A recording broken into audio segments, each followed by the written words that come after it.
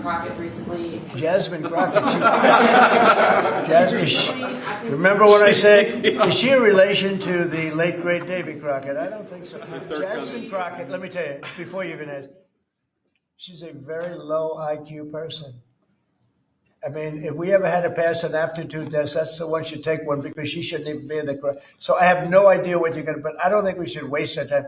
This is a low IQ person who I can't even believe is a congressperson. Between her and Ilman Omar and the group, I met the head of Somalia. Did you know that? And I suggested that maybe he'd like to take her back, and he said, "I don't want her." Okay, what else? Go ahead. Let's hear what Crockett said. Go ahead. She compared ICE raids to slave patrol. I want to ask you. To slave? To slave patrol. I want to ask you if you think that there should be consequences for members of Congress who make these types of comparisons or use Yeah. Well, I think she's gone over the line, and I think a lot of the people. Look, the Democrats have become radical left lunatics. They have policies that nobody's going to buy. And, I see what's going on in New York. We're going to have perhaps a communist mayor because it's split up. If the people would get together and have one candidate, they'd have, I think, a pretty good chance. But it looks like maybe they're not going to do that. But we're going to end up with a communist mayor. It's not even believable, my beautiful New York. When I left New York to become president, it was a great place. But it was the beginning of bad things because we had de Blasio had just started as mayor. And I said, this guy's a real nut job. Went to Harvard to teach management. Can you believe it? He went to Harvard to teach city management along with the mayor of Chicago, who went to Harvard to teach. The two of them are teaching how to manage a city manage it into hell is what they do. But that was the beginning, and now we're going to go a step further. Now we're going with the communists. Can I be honest? I think it's the greatest thing to ever happen to the Republican Party. I really do. I think if a communist takes over New York City, I think that's a gift to the Republican Party. It's sad for New York, but it's a gift. And New York will recover because sometimes you need a shock like that to straighten you out. But it's politically, it's probably a very good thing.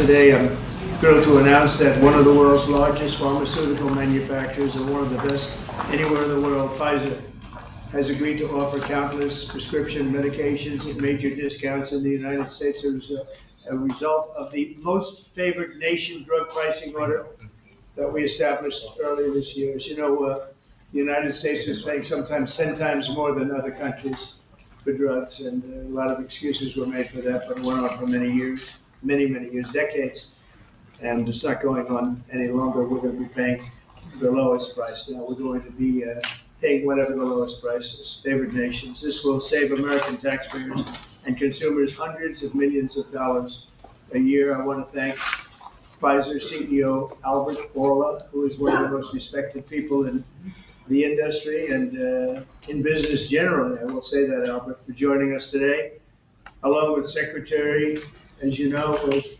we've got a number of secretaries. Secretary is Lutnick behind me, I hope. Who's Lutnick? He's over here, sir, to the right. You can get over here. I'm looking for Lutnick. A great Secretary of Commerce. Good, I'm glad to hear you wouldn't have been in trouble. Howard Lutnick, great. Secretary Robert F. Kennedy Jr., CMS Administrator, Mehmet Oz, Medicare Administrator, Chris Plump, and the FDA Commissioner, Marty McCary, and I just want to thank them all. They've been working hard on many things. I think this is one of the biggest medical announcements that this office has ever made, because we're talking about price reductions, as you'll see in a couple of minutes. For many years, Americans have paid the highest prices anywhere in the world for prescription drugs. They paid far more, 10 times, 13 times, 15 times more than other countries for the exact same product. A major reason is that the American consumers have been subsidizing research and development costs for the entire planet. They put all of that on us, and yet they were the beneficiaries too. So it's being changed as of today. The United States had just 4% of the world's population and consumers, only 13% of all prescription drugs, yet pharmaceutical companies make 75% of their profits from the United States. So think of that. We have 4% of the market, 13% of prescription drugs, and yet, Albert, I didn't know you were that violent. I'm surprised you're here. I'm getting with it. No, he's doing the right thing. Thank you. And yet they make 75% of their profits from the American customers, so it's something. That's why I signed an executive order combating this practice, and we signed it very happily a little while ago. Today, Pfizer is committing, as will other drug companies as we go through the weeks, but Pfizer is truly one of the biggest in the world and one of the greatest in the world. Today, Pfizer is committing to offer all of their prescription medications to Medicaid, and it will be at the most favored nation's prices. It's going to have a huge impact on bringing Medicaid costs down like nothing else. I told you that in my first term, I was so proud of the fact that for the first time in 28 years, drug prices came down. And I had a news conference that I explained it was 1/10 of 1%, but it was down. And here we're talking about, in one case, over 1,000%. This is a critical step forward to our work and to improve healthcare, and hardworking, low-income Americans, especially low-income Americans, will be helped so greatly. In addition, Pfizer has agreed to provide some of their most popular current medications to all consumers at heavily discounted prices of anywhere between 50 and even 100%. That's off the price. And in some cases, even more than that. These drugs will be available for direct purchase online at a website operated by the federal government. We're also announcing that moving forward, all new medications introduced by Pfizer to the American market will be sold at the reduced most favored nation costs. So we'll be paying essentially what other countries are paying, who have been much lower for many years. Furthermore, Pfizer will invest $70 billion to reshore domestic manufacturing facilities. In other words, they're going to bring a lot of their facilities to make their drugs and make what they make, their product. They're going to make it in the United States. I appreciate that $70 billion investment and fund research and development right here in America. We're working with other major pharmaceutical companies to secure similar agreements. Everyone understands that the status quo where Americans pay more for drugs, prescription drugs, and they pay more than foreign countries, who take advantage of us in many other ways, although not so many anymore. I think we've pretty well got that stopped, right? I think so. We've stopped that, but they took advantage of a lot of other presidents, that I can tell you. But we're making this pay to be very unacceptable, what they've done in the past. That's why my administration is also taking historic action to investigate the unfair and discriminatory trade practices of other countries that extort our pharmaceutical makers to shift costs onto the American consumer. They say, no, give us a price, a very low price, and just charge the American consumer, charge it to the U.S. The United States is done subsidizing the health care of the rest of the world. It's a big thing. I can't tell you how big this is. And I was all set to go on a first term, but then you had the COVID, and we had to focus on that. But I said, I want to get back here because you're talking about 14, 15, 1,600% reductions in some cases. But by taking this bold step, we're ending the era of global price gouging at the expense of American families, and we're making America healthy again, which is our little theme for the people behind me. And I want to just ask Secretary Kennedy to come up, and we'll start, and we'll go through it with Oz and Klomp and Bourla and McCary, and we'll go through it. And if you have any questions, but this is a really big announcement. This is something that most people said was not doable. And other countries are going along because we told them, if you don't go along, they didn't have to go along. But if they didn't go along, we were going to put extra tariffs on those countries, and we were going to charge them the amount of money that they should be paying for the reduction in costs. So I think we had a pretty good negotiating position. So, Bobby, I'd like you to speak about this, and what a great job, and thank you very much. Thank you, Mr. President. I want to start by thanking a couple of people who aren't up here, Theo Merkel, Dr. Heidi Overton, who played key roles in this negotiation and helped make this happen. And also Inma Hernandez, who's not up here, but John Brook and Chris Klomp, who were the people who were negotiating, in some cases, I think including last night, 24 hours without any sleep. This would not have happened without President Trump's leadership. I told my son last night, we're all under secrecy about this, but I told my son late last night, a 27-year-old son, Connor, who's a very liberal Democrat. And I told him this was happening, and he just paused for a minute, and he said, "Thank you, Dad. I'm so proud of you." Because this is something Democrats have wanted for 20 years. Republicans have wanted for 20 years. Everybody said they're going to do it. Nobody has even taken a step towards doing it. And the reason was because it was such a daunting task. And, even all of the negotiators, you see, I also want to thank Howard Lutnick. This would not have happened without him. But even all of the negotiators here and all the people on at HHS and at the White House team, all we could see was all the reasons that this couldn't happen. Everybody had tried. Nobody could make it happen. And it was President Trump alone who, with his doggedness, his persistence, he saw this clearly in a way that none of us other, in its most simplest terms. Why are we spending more on this country than any other country? Why are we spending 75% of the revenues that come to the pharmaceutical industry? We're doing all the research, and everybody else is riding on our slipstream. And President Trump, I would say, harangued and harassed us to make this happen. I was getting calls at 11:30, 12 o'clock at night. "Oh, are you asleep? And you got to get MFN done." And at one point, Dr. Oz told me, "I can't take the president's calls anymore." I have a lot of reasons. My wife has a lot of reasons to say to me about different things that happen in my life. Doesn't that give you anxiety? And I say, I don't get anxiety. This gave me anxiety. Oh, thank you, President Trump. It would not have happened without your leadership. This is real leadership.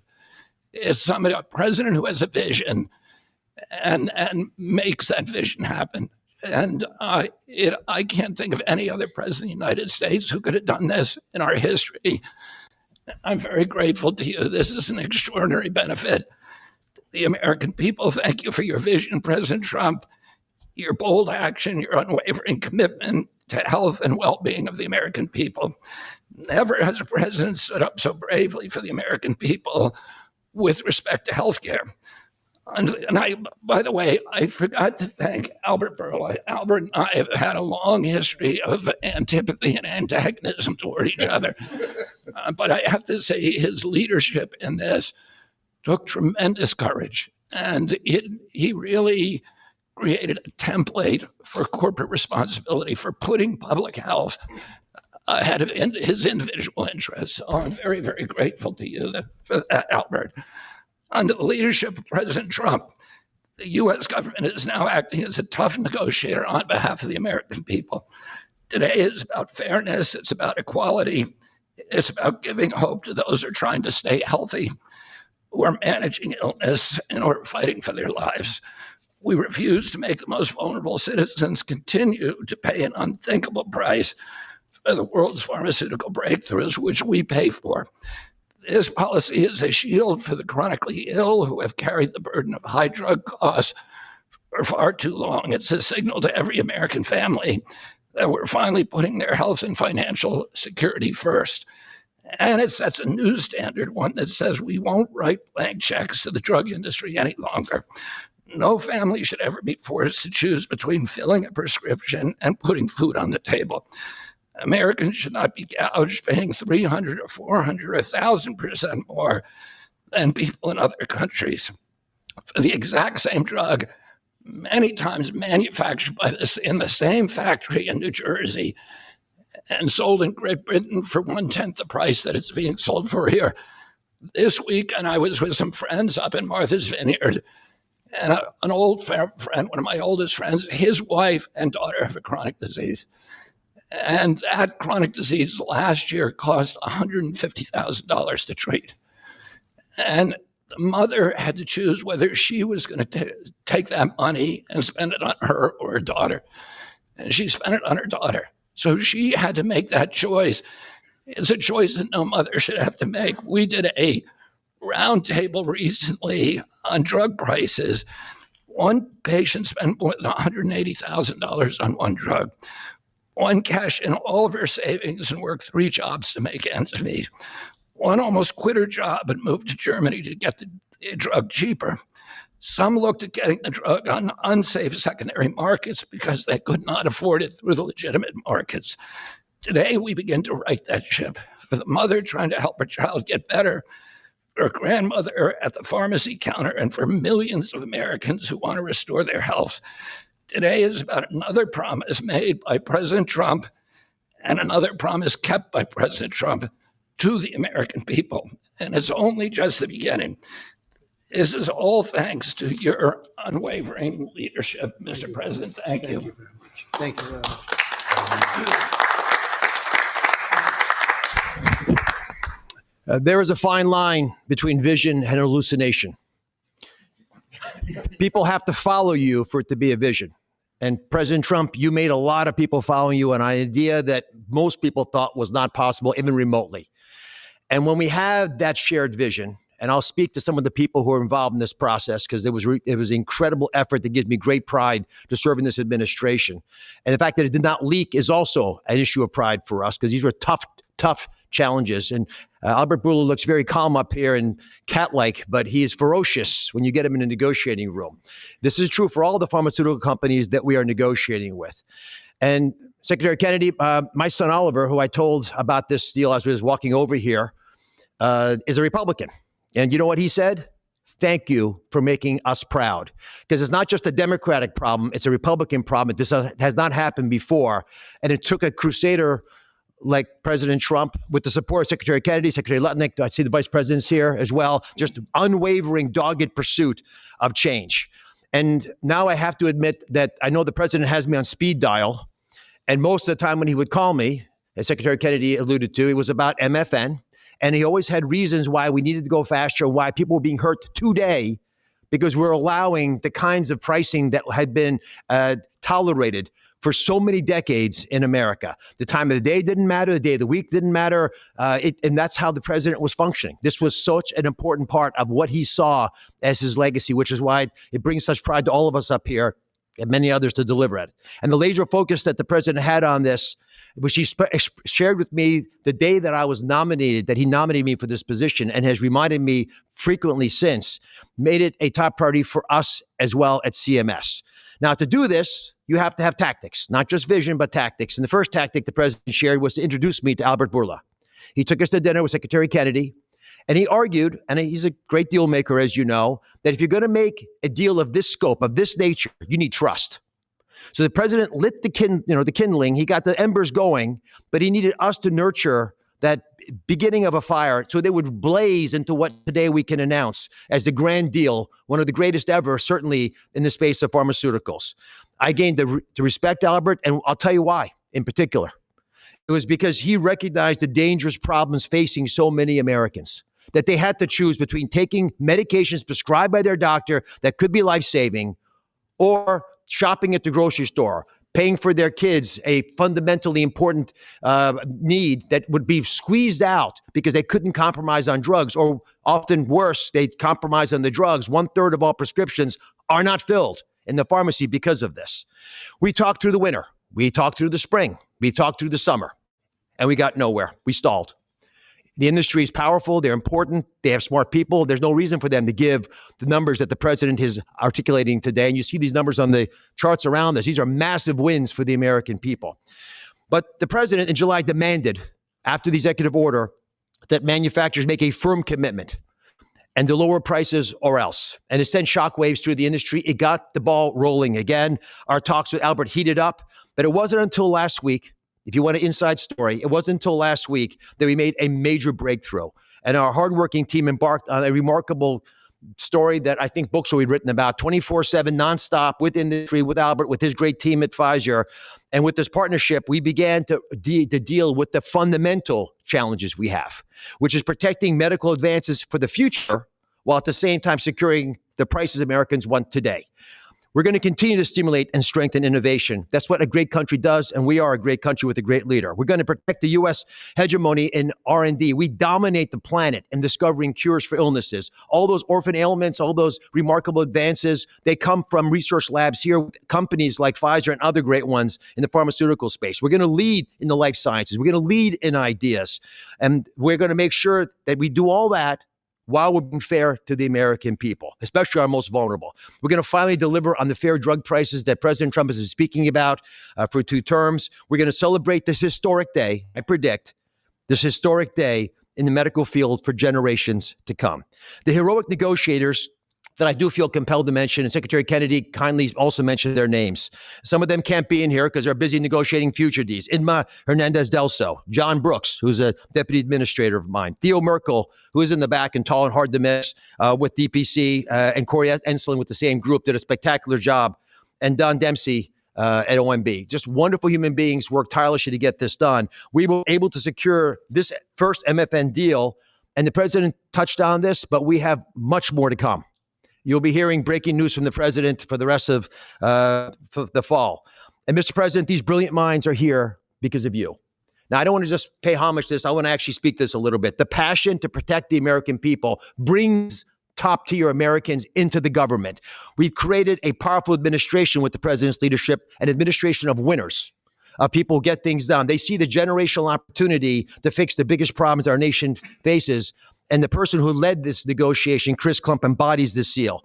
Now, Chris Klump came to visit Secretary Kennedy and I the very first day we were looking for staff to try to bring in the government. And neither of us really had an idea of how challenging this might be. And he came to the interview, and we knew that he had built a business that was worth several $100 million. And the secretary, very poker-faced as he tends to be, looked at him and said, "Are you willing to give it all up and move your family to Washington?" A young family, 4 young children, beautiful wife. "Are you willing to come across the country and serve our nation, serve this president to ensure vital programs like Medicare, which he runs, will keep our seniors healthy for years to come?" He gave it all up, like so many have in this administration, passionate to follow the president's lead and serve under Secretary Kennedy. And for those of you at home who are watching, and I hope there are quite a few, I think this shows just how cool a place it is to work, is in this government. And I take great pride in handing the ball to Chris. Chris, tell the American people what they have won thanks to your passionate ability to deliver on President Trump's promise. Thanks very much.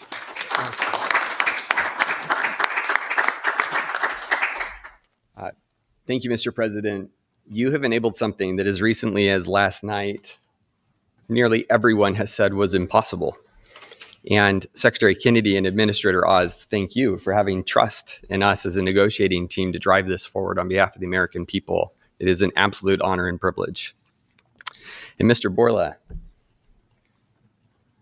to you and to the team at Pfizer, you have taken a step that I think few appreciate, requires a level of courage to change something that for decades administrations have tried. And there was no incentive rationally for you to do, and yet you've done it because you recognized the opportunity to align your economic interest with the social interest of the American people, and we are grateful. Today is historic, as it's been discussed. This is a major win in the battle for affordable healthcare and affordable drugs. As the president said, on average, we pay nearly 3 times what the rest of the wealthy world pays for branded pharmaceuticals.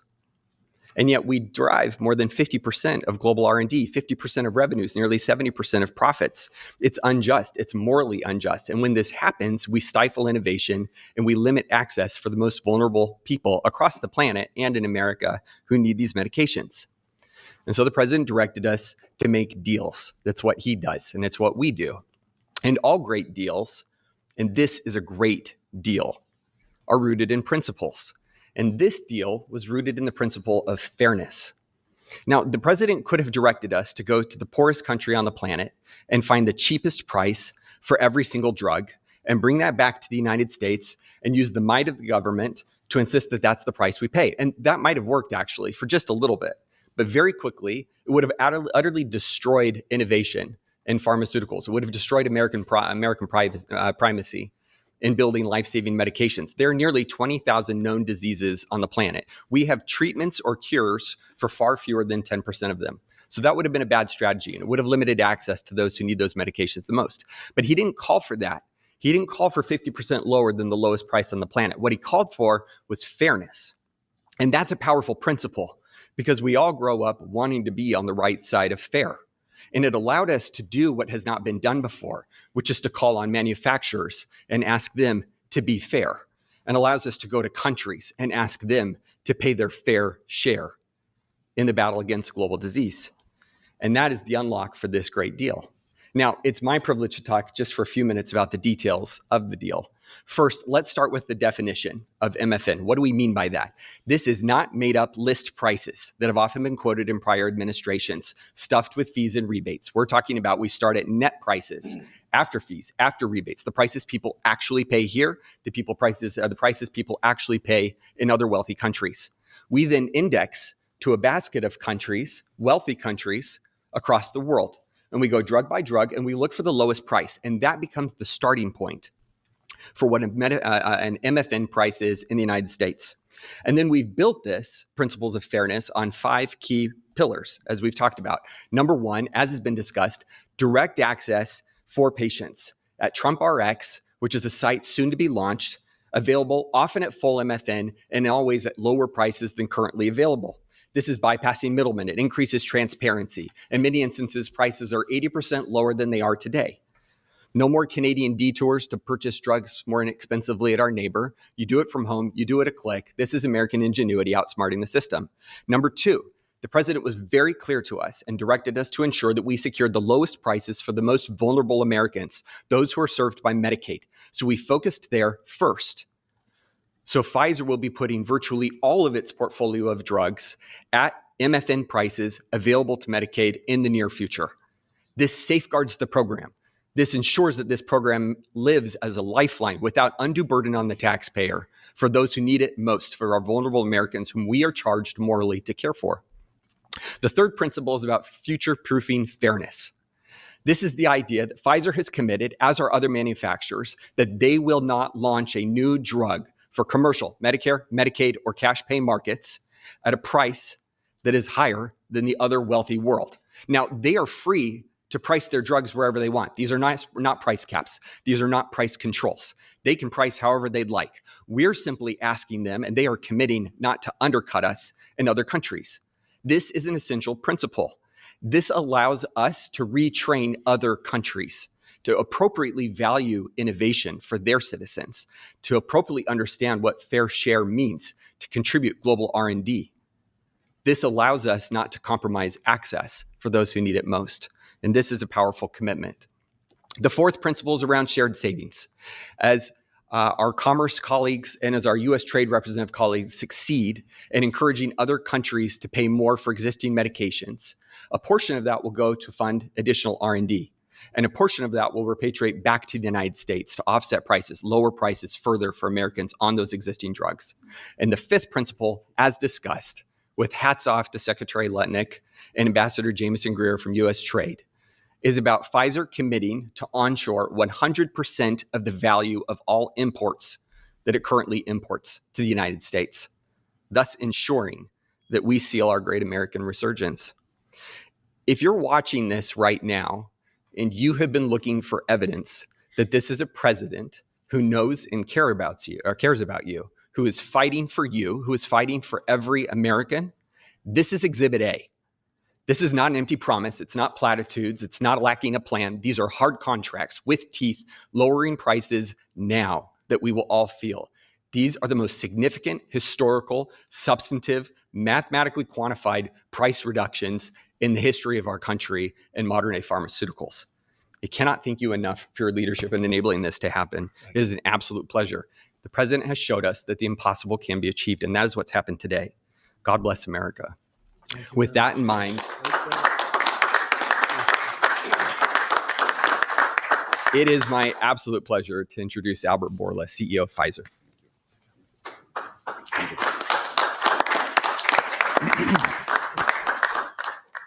Mr. President, what an honor to be here today in this office to announce a landmark agreement. I think it's an historic day. Is this the coolest office? He has a beautiful office, but the Oval is the coolest, right? What do you think? I think by far. And I have seen other presidents' offices. There's nothing like that. Yeah, it's good office. Yeah. So it's an historic day because I think today we are turning the tide and we are reversing an unfair situation. For years, other rich nations refused to pay the fair share for the medical innovation. And as a result, Americans had to assume disproportional cost on their shoulders. This situation, we all knew, is not sustainable. This situation is a situation that many wanted to change, but no one could. This is changing today with this agreement. In July, the president sent to me and other heads of pharmaceutical companies a letter. And over there, he articulated 4 specific requests. These requests, it was obvious to us, were designed to lower drug cost in the America in different ways, each one of them. And altogether, holistically, to have synergistic effect in the impact that that will have in the US healthcare cost and patients. With this deal that we signed today, we satisfied all 4 of President's requests, all 4. The big winner of this deal clearly will be the American patient. There is no doubt about it. They are the ones that will see significant impact in their ability to buy medicines.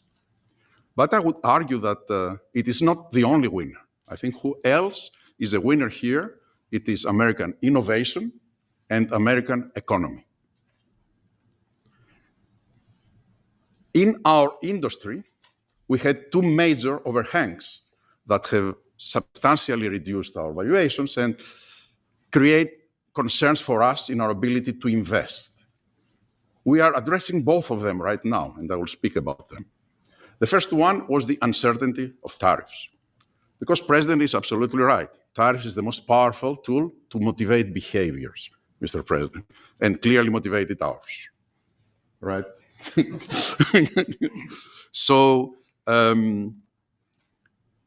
by this agreement that we did, we commit to onshore the production of our medicines that are consumed in the US and are made outside the US. And for that, we are ready to unleash our investment portfolio in this country. And the president graciously gave us a 3 years grace period that we will not be subject to the 232 tariffs, as long as, of course, we move the products here. That's one. The second overhang in our industry was this uncertainty. What will happen with the framework of pricing in the country? Because this uncertainty, it was what was holding people from investing in the pharmaceutical industry, which resulted in significant reduction of our multiples. Actually, our multiples are at historical low. Well, now we have clarity about what is the framework for the US pricing. Read the letter of President Trump, read the 4 points, and this is the framework. And we will abide to that, and going forward, this is how things will be priced in the US and abroad. We are ready to invest, as the President also mentioned, $70 billion in the next few years from Pfizer in manufacturing and research in America alone. I really think this is an historical moment because also I can put that behind us and focus on the things that I want to spend my time, cancer treatments, to bring better obesity medicines, to bring better vaccines, to bring things that people value. And thank you for allowing us to do that. I want to thank Secretary Kennedy. I want to thank Secretary Latnik. Your leadership helped us to pull that together. You are the mastermind of everything, and without the brilliant way that you designed the whole thing, we wouldn't be able to make it happen. But you were even more brilliant because you had someone in your team that he was the driving force behind everything. And I don't have words to thank you for your integrity. And it is what you have said. We created trust from day one. And that was the most important thing that allowed us to be able to pull very difficult negotiations. Of course, also I want to thank the US trade representative, who is also heavily engaged. And he's probably the first trade representative that I have seen that cares about our industry and cares to do something about unfair situations out there. But more than anyone else, Mr. President, I want to thank you, for your leadership and, frankly, for your friendship. Thank you. Albert, thank you very much. Great job. Great job. Thank you, Mr. President. The growth of drug spending, that is, the increase in drug pricing, is the fastest and biggest increasing area of healthcare spending. So today's announcement has incredible implications for healthcare spending in the United States. And today marks the beginning of the end of the Great American Ripoff. And it also marks the beginning and the end of a great American tragedy, something I've seen as a physician at the bedside. Patients getting spun up into a financial rage, doing GoFundMe campaigns online, sending repeat reminders, asking people to donate, getting their churches to pass the offering plate from pew to pew, Sunday after Sunday, to try to get enough money to pay for a drug in the United States, a drug that's 5 or 10 times more expensive than the same drug in France or Germany or the UK. People get spun up and it's a tragedy. Having cancer is hard enough. Getting spun up into a financial rage in order to try to get the money to pay for treatment makes it so much harder. 37% of people who go through cancer care say in the end that the financial toxicity makes them want to avoid or delay care in the future. That is, they're done with it. They're done with the system. That's how toxic financial toxicity can be. And for what? For what? So the US can finance the R&D of the world? Well, that ends today, thanks to President Trump. So we want to see R&D. We want to see American pharmaceutical companies thrive. We want to see pharmaceutical companies that do business and manufacture in the United States thrive. At the FDA, we're doing our part. If you're going to equalize your price to that of other wealthy countries, we're not talking about Zimbabwe. We're talking about Germany, France, UK, Japan, other wealthy countries, the OECD countries. If you equalize your price, then we're going to put your future applications at the front of the line. A voucher to get a review in weeks has a market street value of about $500 million because every day is money when it comes to getting a drug approved. And so if you meet one of the president's national priorities stated very clearly, moving manufacturing to the United States, meeting a large unmet public health need, or equalizing your prices. We're the largest purchasers of drugs. We deserve the best prices. And so we're going to do our part. And if a generic company makes their drug in the United States, that application is going to move to the front of the line as well. And if you're going to build a plant in the United States, our FDA inspectors will walk through that plant during the construction phase, something never done before, so that it's ready on day one. So thank you, Mr. President, for your leadership. They said it couldn't be done, and here we are. Thank you. Chris, you may want to go up and just show one of the boards about how quickly the prices come down. And these are small examples. We're going to have it over 1,000% in some cases. You'll see that during the week. But we just picked out 4 at random, and you see the kind of numbers. Bobby and maybe Albert, good. We picked 4 examples, but I want to be totally clear. These are not the only 4 examples. And as the president mentioned, this is not the only agreement. It is the first. It's a historic agreement. There are many to come, and we're excited to talk about them. And that means hundreds and hundreds of drugs. We are not exaggerating when we talk about reductions of up to 80%. We give you 4 examples here. One for dermatitis. The new price, adenosine, results in 80% reduction to what's available today. One in postmenopausal osteoporosis, 85%. Migraines that affect so many Americans, 50% reductions. Rheumatoid arthritis, something my own mother struggled with, 40% reductions. This is about access. This is about ensuring that Americans have access to life-saving medications. These are real prices. These are net prices. They're not made up. They're not funny numbers. Thank you very much. Great job you've done. Everybody here has been incredible. We've been standing here talking about the Make America Healthy Again a lot lately, and I think our meeting the other day was excellent on a thing called Tylenol. That was a very important meeting. I think that was a very important meeting. And this, in terms of pricing, it's going to be great for Medicare, Medicaid, Social Security. It's going to be great for everything because your medicine costs are coming way down. We have some examples that I think we'll be able to show you next week of over 1,000% in some cases, where a pill that cost $10 in London was costing $130 in New York and various other places within the United States. And the same thing with Canada. People would go to Canada, they'd go to Mexico, they'd go to other places to buy drugs. They don't have to do that anymore. So we have favored nations. So that's what we have. And it's one of the biggest days I think anybody will ever have.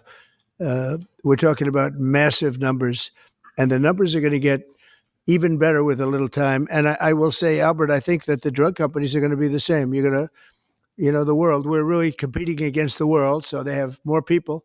So we'll come down a lot, and the world's going to go up a little bit. And the end result is you're going to, I think, do the same business pretty much. Maybe you'll figure a way to do more business, I think, knowing you. But I think the drug companies, we're going to come down a lot. The U.S. will come down a lot. But the world, many more people, is going to go up a little bit. And it equalized, and it's a great tribute. And I want to thank everybody up here. JD, thank you for all of your help too. And Howard, great, really great job. Thank you all very much. Do you have any questions? How about we focus on this? It's so big, let's focus on this. Mr. President, please give us a timeline. Yeah, Mr. President, first of all, this kind of goes along with your America First campaign promises for lowering healthcare costs. On a day that it seems like we're going into a government shutdown led by Democrats on the premise of providing health benefits to illegals, this seems to, your move here is a stark contrast to that. Could the same principles that you did today apply to health insurance to maybe lower the cost of health insurance? Many Americans are kind of struggling. And we're working on just that, little different group, but we're working on just that. It could, I don't know, to this extent. We have a pill, one pill in particular we're going to show you next week. It sells for $10 in other countries and $137 in the U.S. And that's coming down now to probably $15 or $18. They'll go up to 18. I think that's pretty much right, Albert. It's not you, but they'll go up to 18, and will come down from 135 or whatever down to 18. I mean, that's a massive number. Remember, I was the one that held a news conference because I lowered drug prices by 1/4%. I think it was 1/8 of 1%, but it was the only one in 28 years that brought drug prices down for the year. But it was a very small number. Now we're talking about, you're going to see one over 1,000%. Look at these numbers. So, and this has a big impact, even on the discussion that we'll have with Chuck Schumer, who was here yesterday, along with a very nice gentleman who I didn't really know. You know who I'm talking about. The two of them came and we had a good discussion, and we're going to see what happens. We're going to see what happens. But this has a huge impact on that because these numbers are going to bring Medicaid. We talk about Obamacare. Obamacare is a failure. Obamacare is not good. It's there, but relative to other healthcare programs, it's in the lower 20%. It's not good. And I asked the Democrat representatives, what do you think about coming up with a better healthcare? This actually allows you to do that because the cost of prescription medicine is a very big, more than 50% the cost of what we're talking about. So we might be able to do something like that. This is one of the biggest news conference from a medical standpoint that I think has ever been had by any administration. Yeah, please. Thank you. I'm curious, where are the other companies other than Pfizer? Are you expecting them to come later? They're all with us. And I was honored to have Albert be the first. He's done a fantastic job with, as you know, with the COVID. He did a fantastic job with a lot of things. He's a leader, and Pfizer is right at the top. You know, it's there. Eli Lilly has been fantastic also, my friend. And they're all coming in over the next week. We're making deals with all of them. And I said, if we don't make a deal, then we're going to tariff them an extra 5, 6, 7, 8%, whatever the difference is, and we'll take it that way. So we took away the advantage by the fact that we have tariffs. We took away the advantage that they would have of just saying no, and we couldn't do anything about it. If they do that, what we do is we'd put a tariff on them of an equivalent amount, and we take it that way. And nobody wants to play that game. So they're going to be, they're all going to be good. We didn't have to mention that to Albert. Well, maybe I whispered it to him very slightly. You know, we had to give ourselves a little bit of an advantage.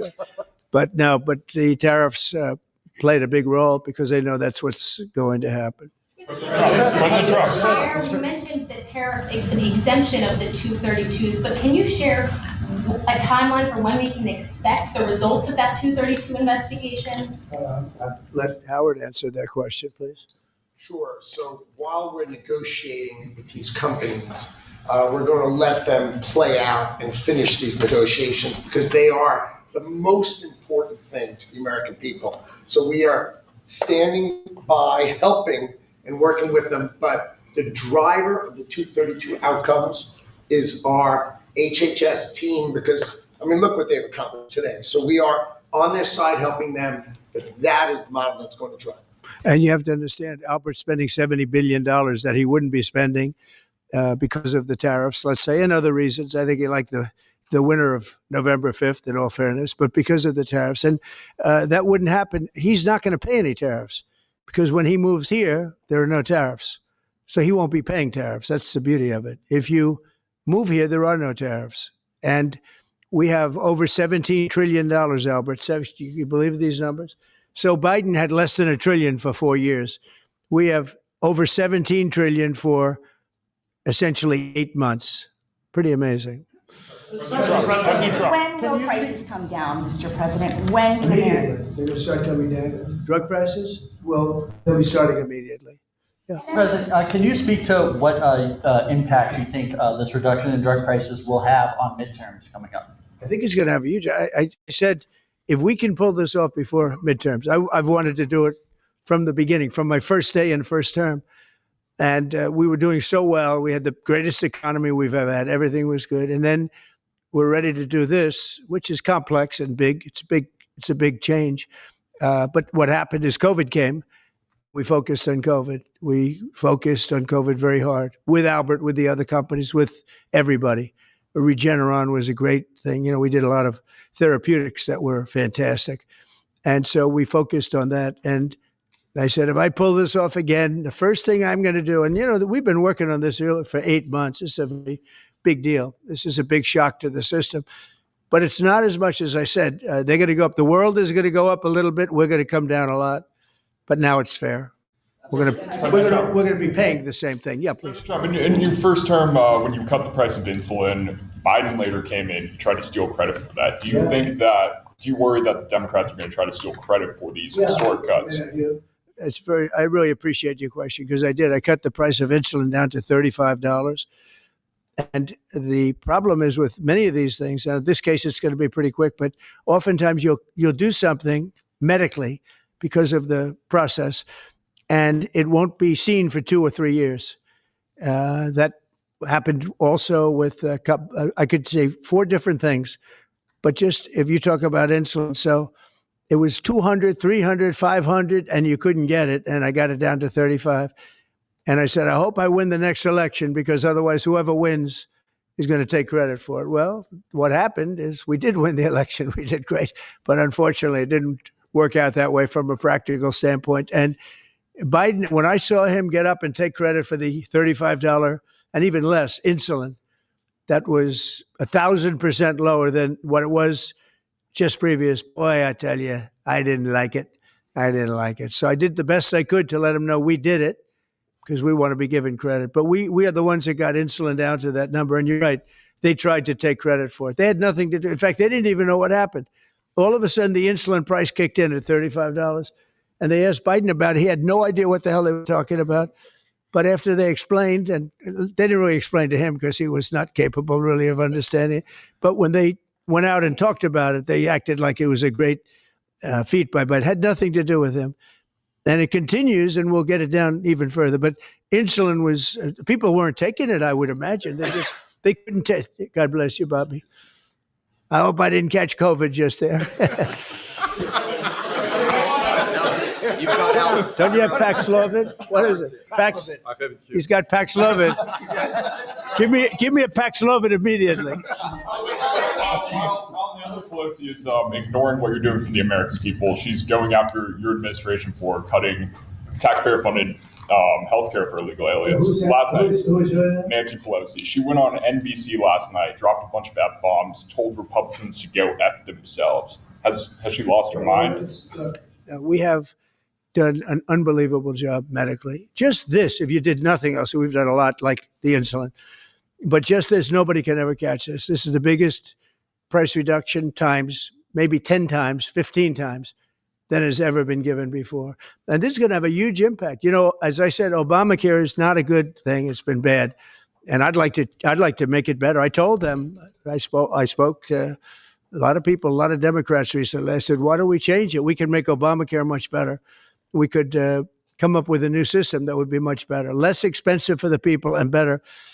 This is maybe the biggest breakthrough, because when you're talking about the prescription drugs, that's a big part of it. So we're going to look. This is prescription, but we're going to be looking at that. We could come up and through this whole thing, because I don't know, we'll probably have a shutdown, because one of the things they want to do is they want to give incredible Medicare, the Cadillac Medicare, to illegal immigrants. And what that does is it keeps them coming into our country, and like they do in California. And no country can afford that. No country. And we have the border stopped up. We have it closed. We have nobody for 4 months. Zero people came in. That wasn't me. That's by the authorities, who happen to be liberally oriented. But just think of that. We have people offering health care to people all over the world that they can't afford to pay. And that's the Democrats. And what that does is it brings people into the country because they want to come in for the health care. But no country can afford it, and they can't afford it. So we cannot allow them to charge tremendous amounts of money for health care for people that aren't even citizens. And in many cases, they come in from prisons, jails, and mental institutions. And we can't let that happen. So we have a big fight over that. We have a fight over open borders. They still want open borders. We're having a fight over men and women's sports, if you believe it. You would have thought they would have learned that it's not a good issue. And we have a fight in transgender, as you know, transgender for everybody. And that, when you talk medically, that's a lot of money too. That's a lot. those operations are bad. So those things are also being discussed right now. I mean, can you imagine we're actually talking about open borders, and we now have a great border and we have a great country. Our country was dead 1 year ago. Now we have the hottest country anywhere in the world. Big difference. Yeah. What does it say about the state of the Democrat Party when they have a 33% favorability rating on average in recent months, and they're willing to shut down the government over healthcare? They are shutting it down. We're not shutting it down. We don't want it to shut down because we have the greatest period of time ever. I told you, we have $17 trillion being invested. So the last person that wants it shut down is us. Now, with that being said, we can do things during the shutdown that are irreversible, that are bad for them and irreversible by them, like cutting vast numbers of people out, cutting things that they like, cutting programs that they like. And you all know Russell Vought. He's become very popular recently because he can trim the budget to a level that you couldn't do any other way. So they're taking a risk by having a shutdown because of the shutdown, we can do things medically and other ways, including benefits. We can cut large numbers of people out. We don't want to do that, but we don't want fraud, waste, and abuse. And, we're cutting that. But they want to have illegal aliens come into our country and get massive health care at the cost to everybody else, and we don't have it. And that's I would say, the number one reason that they want to strike is to get illegal immigrants health care. And, Gavin Newsom wants that too in California, and it's destroying California. We can't have that. We're not going to let it happen.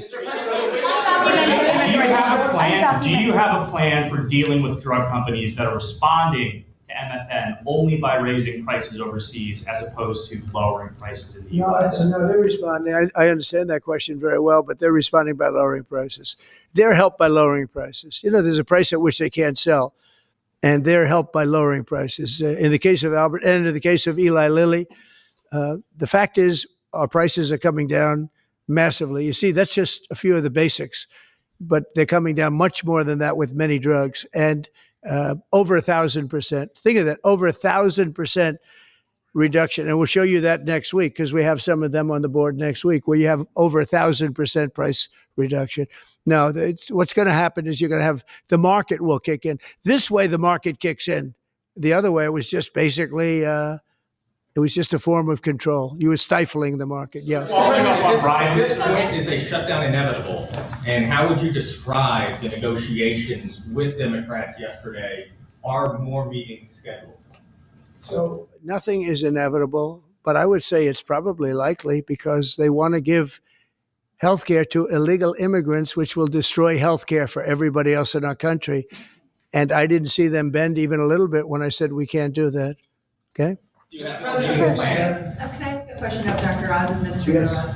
If there is no deal reached on the Obamacare subsidies with the Democrats, is there anything that CMS can do to lower those, to mitigate the increases of those Obamacare subsidies? Not really, but we have time.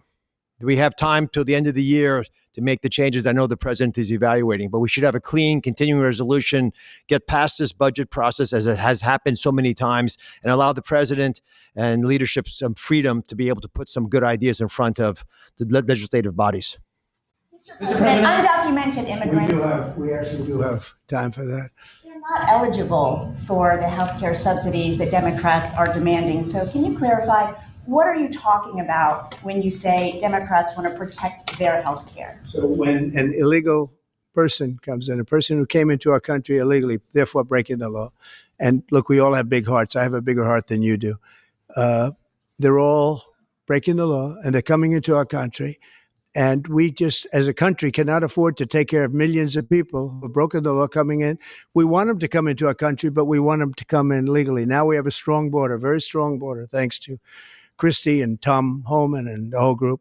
They've done an amazing job at the border. I mean, we had a border that was reckless. We had a border that was a disaster. They were coming in by the millions. I say 25 million people. You're saying less, but I say 25 million people came in illegally. And no system can take care of the health care of all of those people that came in. Now, a lot of them have gone out. We have over 11,000 murderers. We got many of them out. Many of those people have been taken out of the country, brought back to where they came from. In some cases, put in prison because they're so dangerous. We don't want to take them out. We have to watch them. We don't want them coming back. But if you look at what's happened in Washington, D.C. right now, it is such a place. I just drove through it, and it's clean and nice and beautiful. And people are walking around, and they're not afraid of being mugged. We haven't had murders. We haven't had anything happen in a long time. It took us 12 days to make it very good. It took us 20 days to make it beautiful. And now we're going to Memphis. But I think we should always keep a presence here, because if we don't keep a presence, it's going to come back never like it was, because we got rid of 1,700 career criminals. You know what that is? One career criminal can give you a lousy reputation for danger, because they commit many crimes a day in some cases. But Washington, D.C. is an unbelievable example of what can happen. And now we're going, as you know, to Memphis, which was very similar to Washington, very dangerous.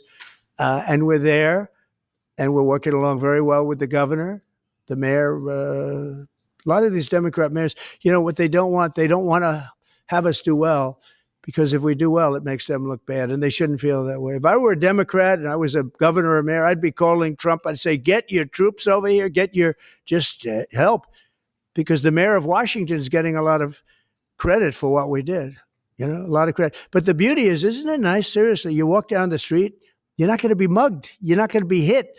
We had a meeting about 3-4 months ago, and I was saying to the media, how many of you people have been threatened or mugged or accosted during your walk to the White House?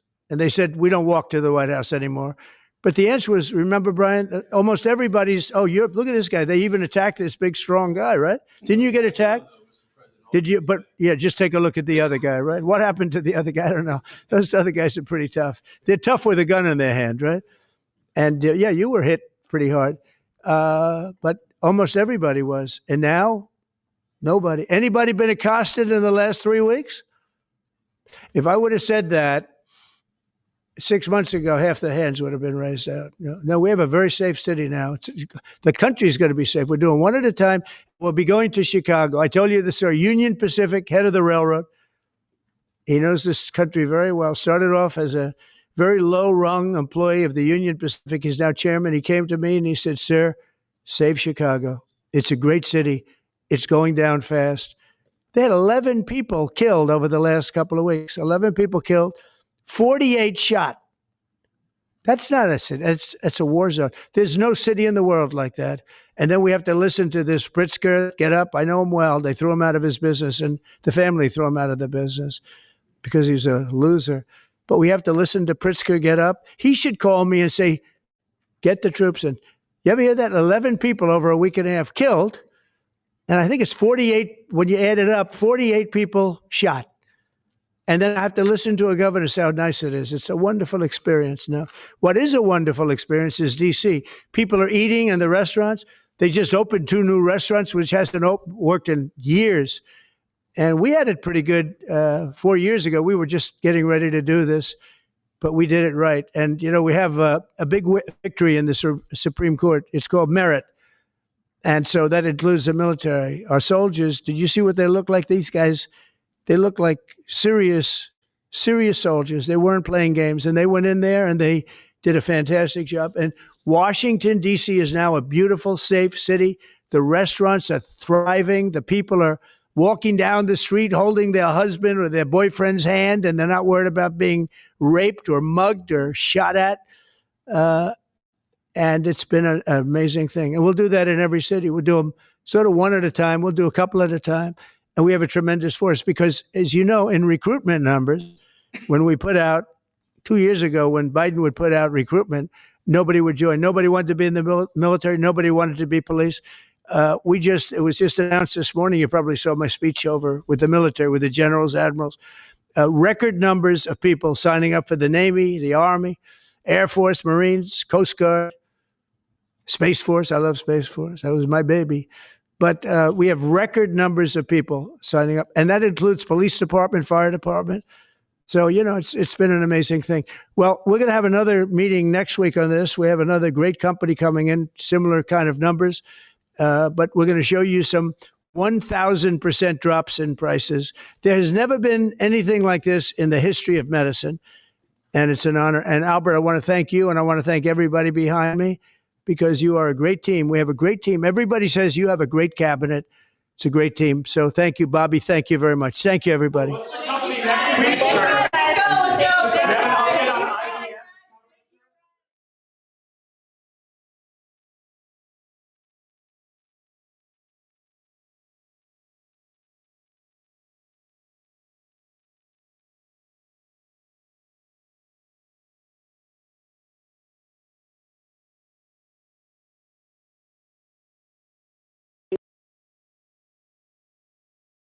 Thank you very much. You've already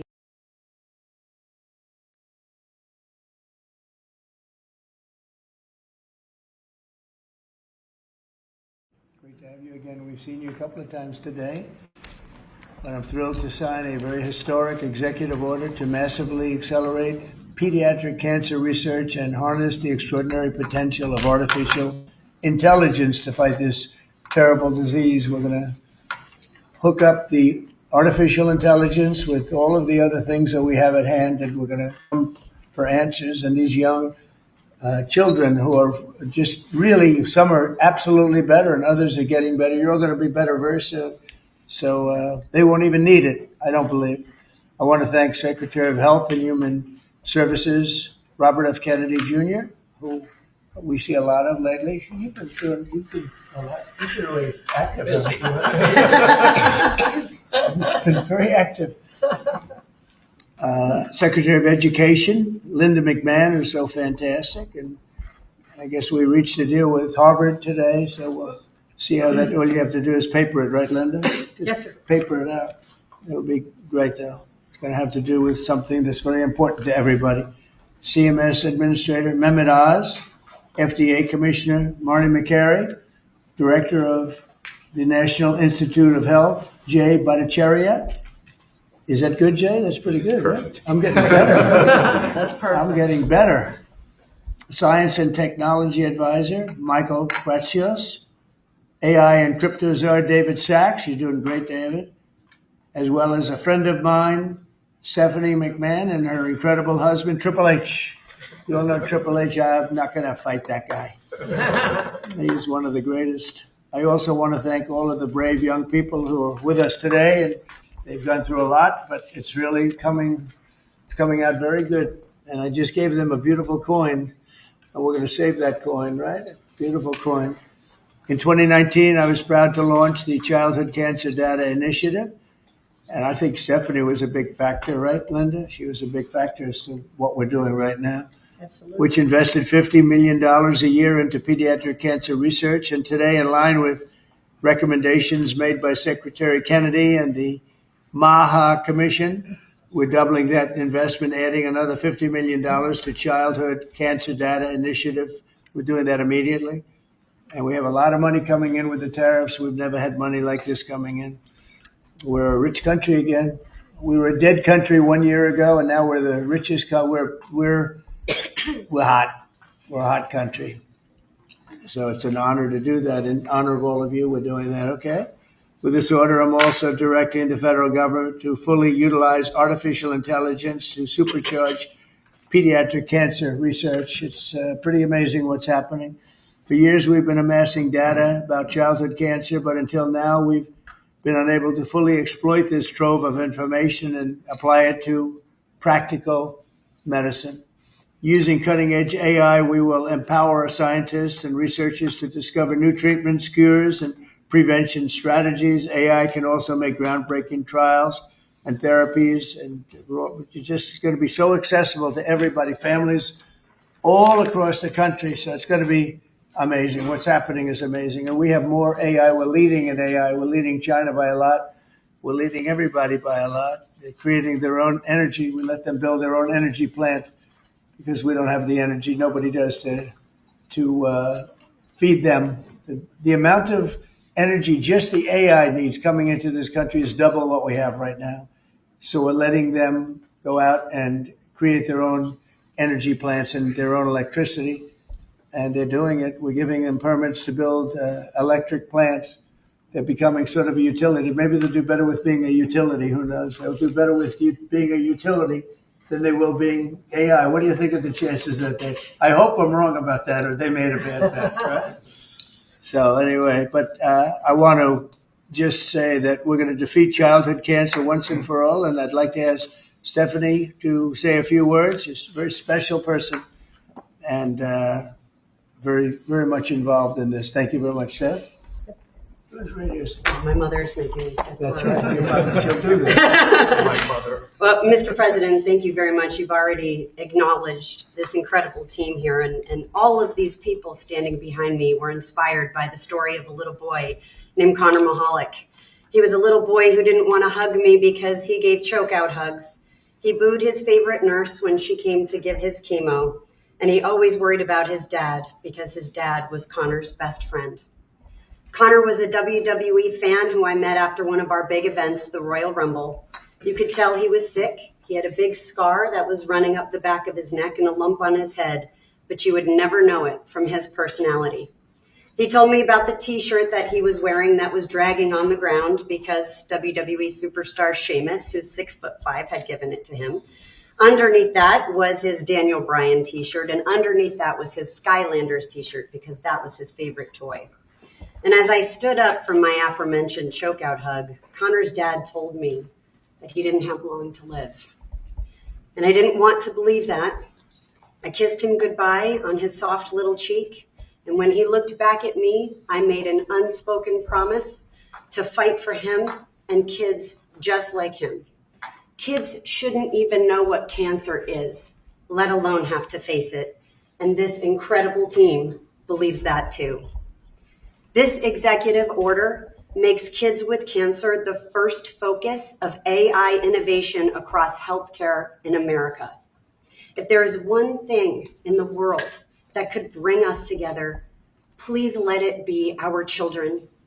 Because I can almost guarantee if your child was diagnosed with cancer, you wouldn't care what party their doctor belonged to. You would just want the best. And President Trump is doing just that, enabling that every child with cancer gets the best care possible. And we couldn't be more grateful. Thank you, Steph. Thank you, Great sir. job. Thank you very much. She's done that before, hasn't she? Great job. Bobby, please. Today, President Trump signed an executive order that makes an historic promise. We will harness America's innovation in artificial intelligence to find cures for pediatric cancer. We stand here today because of Stephanie McMahon Levesque, who never wavered in her 11-year commitment to give every child a future free of cancer. She proves how one person's courage can change what is possible. Cancer is now the leading cause of chronic disease-related death in children, and its incidence has risen by more than 40% since 1975. We cannot accept that. We must act with urgency.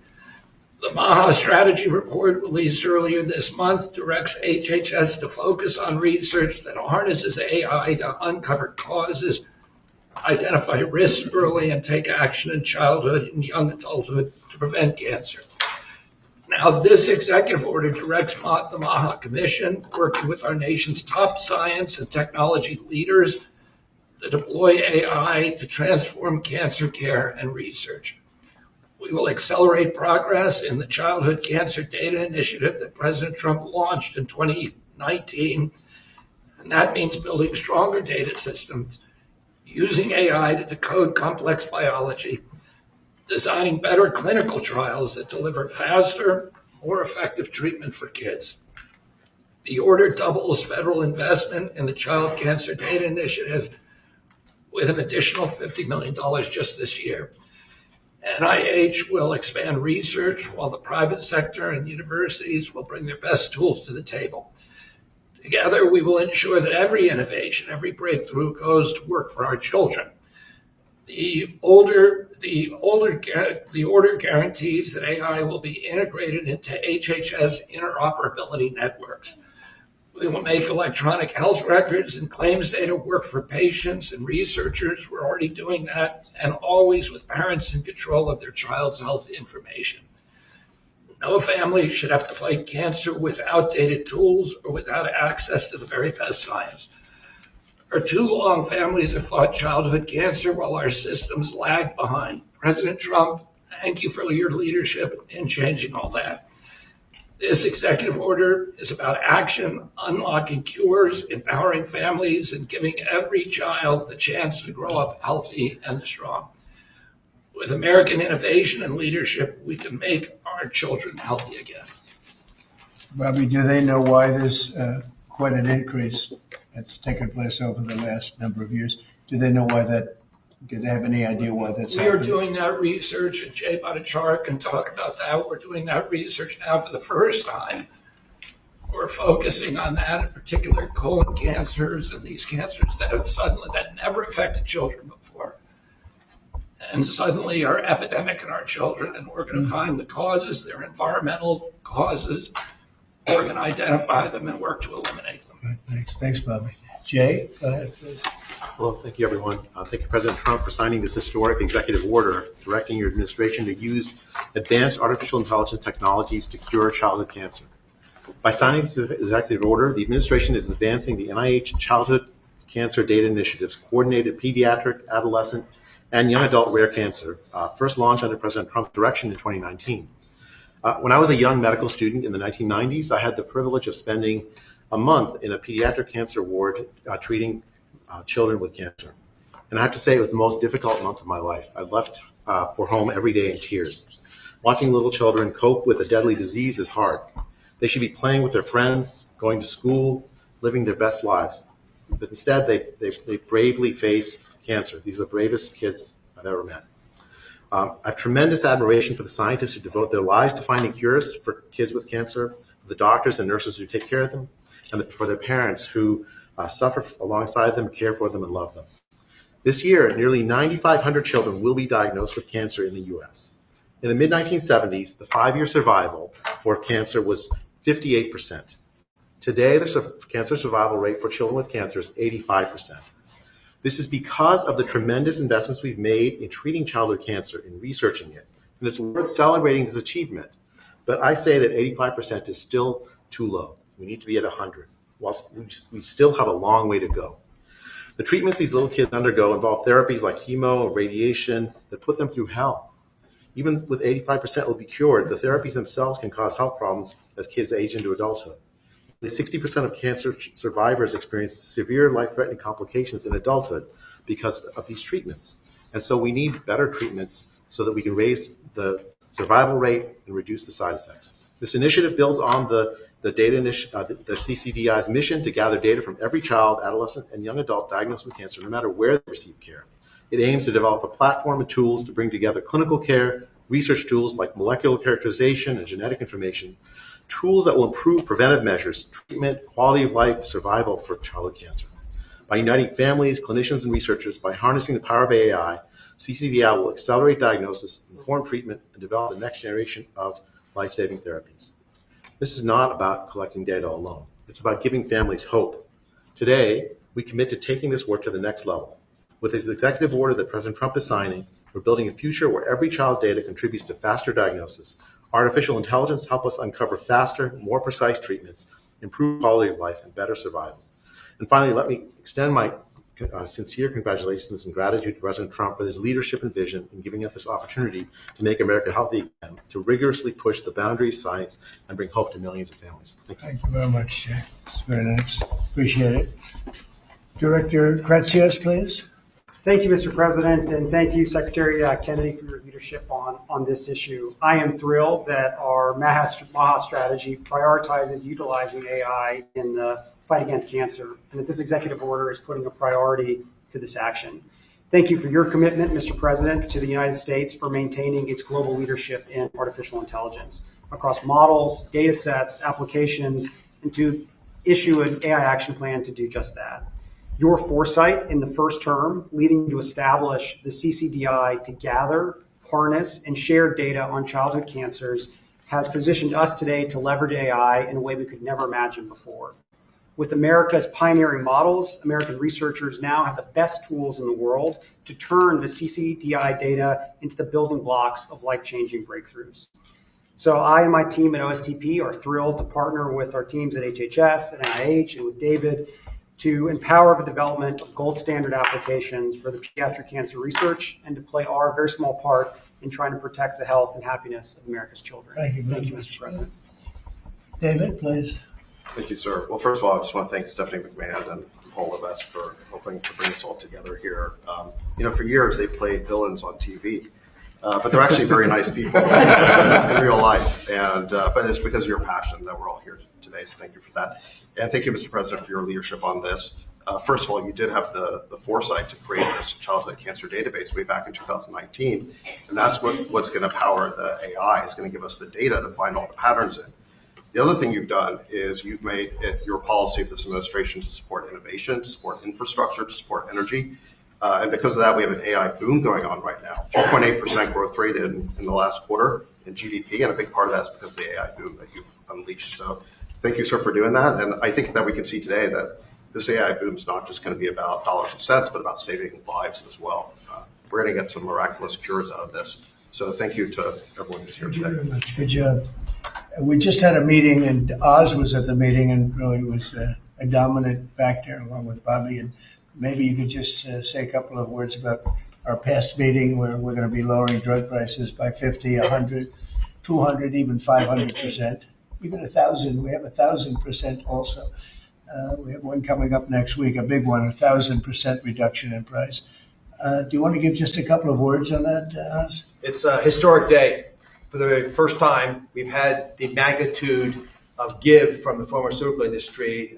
One of their leading lights, Alfred Bula and his company Pfizer, agreed, something the president has been pushing on since his first term and has been calling me quite frequently on speed dial over this term to make sure that Secretary Kennedy and I would seriously engage industry. They have agreed to several important concessions. First, we will have most favored nation drug pricing in this country for everyone on Medicaid. So our most vulnerable populations will not be forced to pay 3 times or more, 5, 6, 7 times more for the exact same pills in the same bottles as it costs in other countries.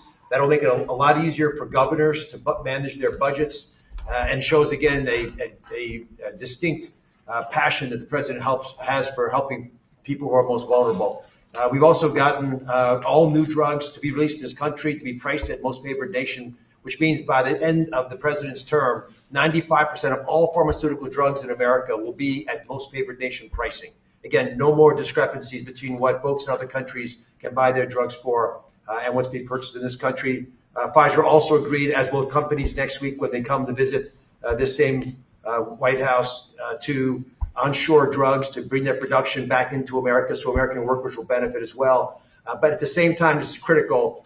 It allowed Pfizer, and we believe for other pharmaceutical companies, to maintain their innovative edge. We want America to continue to find cures like the ones that saved the lives of some of the children that I'm looking at right now. Those beautiful faces and smiles are here because American innovation was not dulled, not blunted, but we can solve that need and thread the needle by also making healthcare affordable so Americans no longer, including children like this, be forced to make a difficult choice between groceries and pharmaceuticals. And I must say, Mr. President, since this morning, if you just look at the stock market, there's been support of this decision made by the CEO of Pfizer. Their stock has benefited. So I think it was the right thing for the company, the right thing for the policies of this administration, which is a pretty cool place to work. But most importantly, it's the right thing for the American people. Thank you very much. And maybe we'll just finish it off with Linda because she's been such an incredible cabinet member and done such a good job. Maybe you want to say something about your unbelievable daughter and son-in-law, because they've worked very hard on this. Well, thank you, Mr. President, for the opportunity to do that.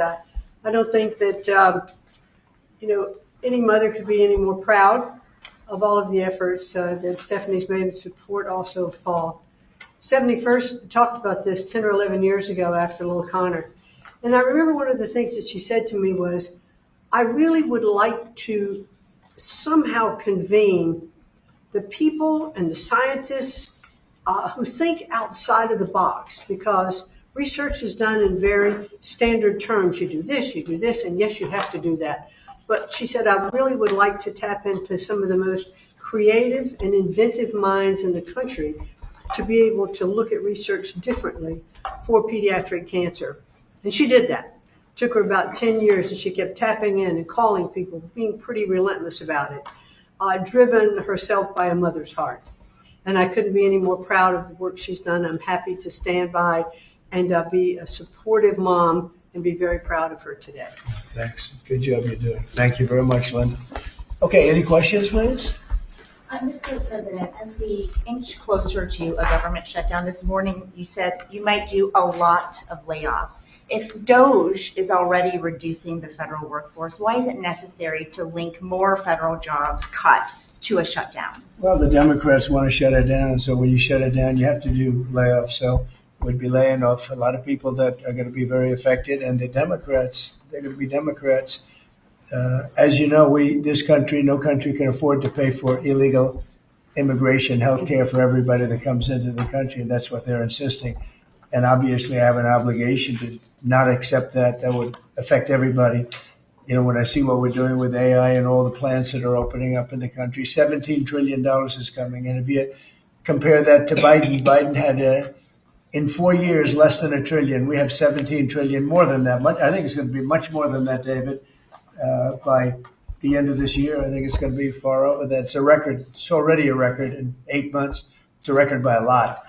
And so we're doing well as a country. So the last thing we want to do is shut it down. But a lot of good can come down from shutdowns. We can get rid of a lot of things that we didn't want. And they'd be Democrat things. But they want open borders. They want men playing in women's sports.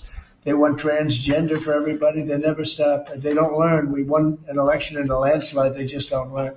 So we have no choice. I have to do that for the country. Yes. You mentioned a deal with Harvard, Mr. President. What is that deal? Will they be paying the administration? Well, we're in the process of getting very close, and Linda's finishing up the final details, and they'd be paying about $500 million, and they'll be operating trade schools. They're going to be teaching people how to do AI and lots of other things, engines, lots of things. You know, we need people in trade schools. I remember when I went to school, I had some people that weren't particularly good students, but they could take a motor or an engine apart blindfolded and put it back blindfolded. But they weren't too good at other things, and many of them ended up doing better than the people that were. So trade schools are very important, and we've lost trade schools. We used to have a lot of trade schools in this country. We don't have them anymore. We have tremendous plants opening, and we want to have people at top level for those plants, whether it's AI or whether it's automotive plants. You know, we have many automobile companies open their plants in the United States. They're all coming back for two reasons: tariffs, and I think they liked November 5th. You know, they liked the person that was chosen, and they're moving in from Canada. They're moving in from Mexico. They're coming in from all over the world. China is coming. They're all coming, and that way they avoid paying tariffs. So, you know, they're coming for that reason. So by opening up trade school, because we're going to need employees, we're going to need people with skill. And I think I can say, Linda, you feel the same way. By opening up trade school, this would be a giant trade school, series of trade schools. It would be run by Harvard. Now, this is something that we're close to finalizing. We haven't done it yet. But they'd put up $500 million. Interest and everything else would go to that account, meaning go to the trade school. And, you know, it's a big investment in trade school done by very smart people. And then their sins are forgiven. So we have a good chance of getting that close. Yeah, please. Mr. President Trump, thank you. I've been looking at this chart that you showed us earlier, since we left the Oval Office earlier. U.S. prices for brand drugs are 422% higher than in comparable countries. You know, I'm young, maybe I'm inexperienced, but I think a lot of Americans are wondering, how did we even get here, being one of the biggest buyers? You got here by incompetent people sitting behind this desk. You had a lot of incompetent people. I did it, as you know. I started it in my first term. We rebuilt the military. We got the largest tax cuts in history. We did all these things, and we had the best economy in the history of our country during my first term. And by the way, this is blowing it away based on what we're seeing. But we got it by having people allow that to happen. And as you know, I started the process, but then when COVID came, we focused on COVID, not on this. And I said, if I ever go back and do it again, I'm going to make this a primary thing, because other countries are paying a fraction of what we pay for the same exact drug, same exact pharmaceutical, everything. And I said, no, it's not right. And the drug companies actually came along. You know, don't forget, they make 30, 40, 50 million a year, these people. They're very smart. And they had a lot of people convinced that, you know, that's the way it has to be. They talked about research and development. We had to pay. I said, well, why isn't Germany paying? Why aren't other countries paying? And they always had a good answer. But it got to a point where I didn't like the answer anymore, and I said, we have to do this, and we did. And the team that we have with Oz and Bobby and Chris and all of the people that we have working on it, and I must tell you, Marty's been a big, wherever you may be, Marty, but Marty's been a big factor. We have a great team. There's never been a medical team like this, and I said, let's go do it. And then I did, as I said, I would bug them every single day, every week. Because I said, we have to have, why should we be paying 10 times what another country's paying? And that was just an excuse, research and development. We do research and development. So now we're going to be paying whatever the lowest price is, we're going to be paying that price. So it's a great thing. But there won't be anything that can have the impact on Medicare, Medicaid, Social Security, anything where you need pharmaceuticals, medicines. The numbers are going to come way down. Even Obamacare, which is terrible, it's not been good, as you know. It's a weak form of healthcare, but it'll be better because the medicine's going to come in at a very low price. Yes, please. Yes, Mr. President. It seems like every time you assemble your MAHA team and your cabinet members behind here in regards to health issues, it just keeps getting powerful. And I look at these young kids there and the weight that is on the world right now that you can lift by what you're doing. I've often said, Trump could cure cancer and people would still criticize him. That's true. And it's true. What is your message to America that this potentially could bring us all together, get us on the same page, have unity? And I'd like to see if some of the kids or the parents have what it means to you to see President Trump get involved with this. Well, we've made tremendous strides in cancer research, far more than anyone has done. And we have the greatest minds, the greatest people working on it. And childhood, they call it childhood cancer. It's a very specific thing, and we've made a lot of progress. I think something that's going to allow us to make a lot of progress is the money we're saving on pharmaceuticals. We'll be saving 500, 600, 1,000%. Nobody's ever heard of that. I told the story, you were here before, that when I was in the previous administration, my first term, I was so proud of myself because I'm the first president in 28 years that cut drug prices from beginning to end. So they went down. I think it was 1/8% or 1/4%. And I was so proud of that, I thought that was great. Now I'm cutting them 500%. And I will say this, politically speaking, the people understand. Otherwise, I wouldn't have won in a landslide. I get 97% bad press, and I won in a landslide, which tells you the press has no credibility. But I will say that what we've done has been a great tribute to the people that's standing behind me in different forms. Linda in education, different, but what she's doing in education, she's sending education back to the states. That's a big move.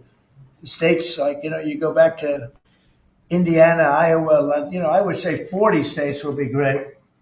45 will be, the 5% of them will be pretty good, and then you're going to have a Gavin Newsom and some other people that aren't going to do a good job, but we'll help them out. I want to help them out.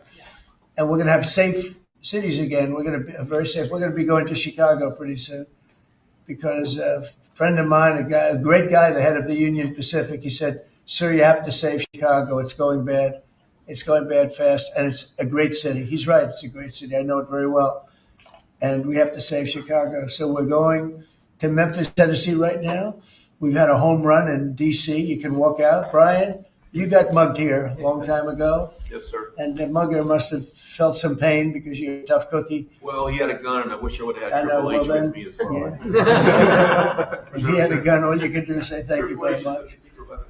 No, but it's everybody here.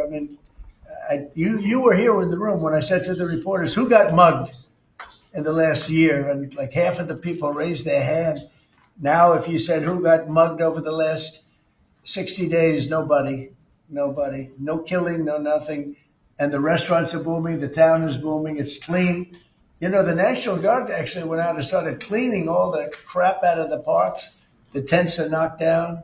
We had one that you said it was a blue tent, and you said it was a communist tent, right? See, we're going to have a communist mayor of New York, so, let's see how that works out. And I've gotten a lot of feedback on that. Everyone's very appreciative that you were moving that tent. You told me about a blue tent, and I said, I can't be there because we knocked them down. But this was a very highly sophisticated group of people. that had permits and all the other thing. Well, the permit expired. We knocked it down. It took, 24 hours less, maybe? Yes, sir. So I appreciate you telling me that. No, we have a great thing going. The country is doing incredible. We are a hot country. The hottest. We're the hottest country in the world right Do the now. parents of the kids have anything they'd like to say? Yeah, that's a great question. Would you like to say something? I would. That's a good comment right there. That's the best comment you've made in a long time. Mr. President, good evening. I'm Josh Armstrong. My name is Josh Armstrong. I'm from West Virginia, and I'm the father of this amazingly brave and resilient little 6-year-old, Laurel. Laurel was diagnosed with leukemia when she was 2 years old, just before her 3rd birthday. And we went on to watch as she spent months in the hospital fighting for her life, as she received blood transfusions and platelet transfusions, as she fought off one potentially fatal infection after another. We watched as her body swelled and became painful from steroids, and then as it became frail and weak from chemotherapy. And we watched and we wondered why there aren't better treatments available, and we wondered what might happen if she doesn't get the drugs she needs. We wondered, why isn't anybody doing more? And on behalf of myself and all the parents that have watched and wondered, we'd like to say that what you're doing today gives parents like me and children like Laurel the one thing that we most desperately need, and that's hope. And Laurel's doing that, well. and Laurel is, I'm happy to say Laurel's in remission today. That's good. She looks so beautiful. Thank you. She is You beautiful. feeling good now?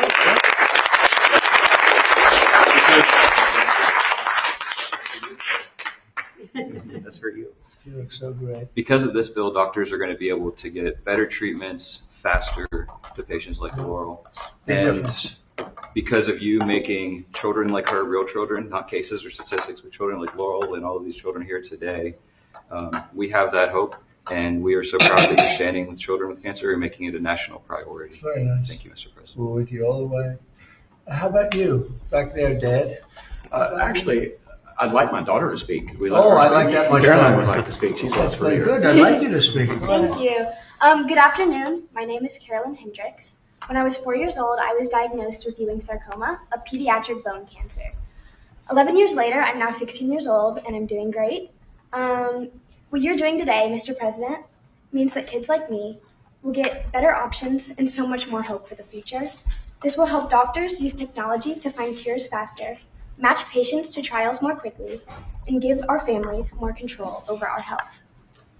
For kids, every day counts. This order shows that our lives matter enough to be first in line for innovation.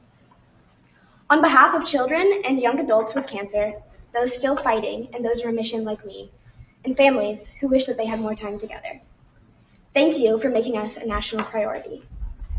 Mr. President, because of actions like this, kids like me have the chance to grow up, to chase our dreams, and to live full lives. And that is the greatest gift anyone could ever give. Wow. That was so good.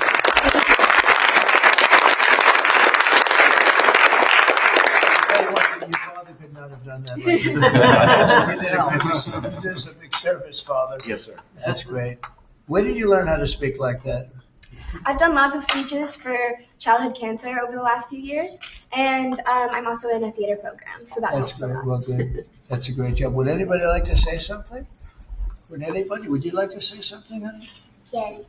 I'm Eleni Myers. I'm 9 years old, and I had a blood cancer called leukemia when I was only 2 years old. I had to get treated at 7 different hospitals across this country, and I had to have 2 bone marrow transplants, one for my dad and one for my mom. And I had to spend many days and nights in the hospital getting pokies and yucky medicine. And me and my parents were very worried, and I had to go through those 7 different hospitals to find the best treatment that can make me better. And thank you, Mr. President, for making everything happen today. So kids like me and Laura, we can still be living today and speaking.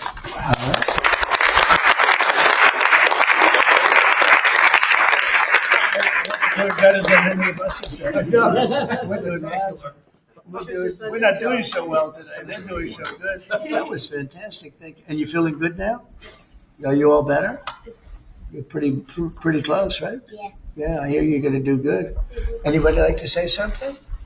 Yes, sir. Go ahead. I've had a brain tumor since I was 4 months. Now I'm off all medicines. I'm a cancer survivor. I've had a brain tumor since I was 4 months, and I'm doing great. I'm 15 now, and I'm going to 10th And you're grade. going to be a football player, offensive lineman.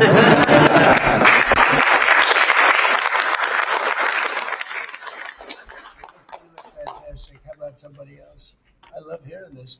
I love hearing you talk because you talk better than any of us, right, Jay? Thank you, Mr. President. Well, I want to thank you all for being here. Amazing. We wouldn't miss this. Thank you. But we're doing a lot for you, and you're all gonna be better very soon. I don't think you're gonna need any of the help that we're giving. It's gonna be for the future. But I want to thank you for being with us, and I'm going to bring them back to a room. We have a room where we have lots of hats and things in the back, and would you like to go back, and we'll pick some nice presents? Yes. And we'll get rid of the wonderful people of the media. Do you like the media? They're nice, right? They have good days, right? Yeah. They do, actually, they do. Thank you very much. That's beautiful. That's really good. And thank you. We're not going to top that. So I wanted to just thank you all very much. Thank you.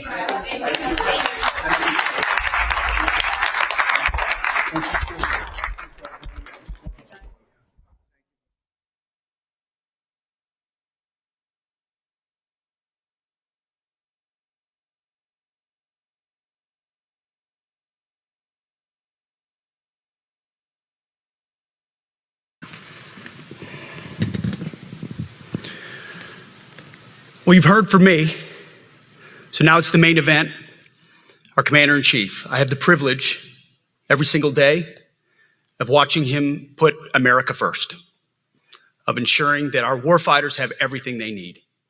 His compass is clear. He's easy to follow because you know he has our back. I was thinking backstage, the man who was the Commander-in-Chief when the War Department was created was George Washington. The man who was president when the War Department was reestablished is President Trump. And when he found out about this gathering of senior leaders, he said, I would be honored to come in order to address and thank the incredible Americans who defend our nation. He has a heart full of gratitude and love for what you do, and we get a chance to see it every day. And I'm honored that this morning you all firsthand get to see it as well. So ladies and gentlemen, join me in welcoming the 45th and 47th President of the United States, our Commander-in-Chief, Donald J. Trump.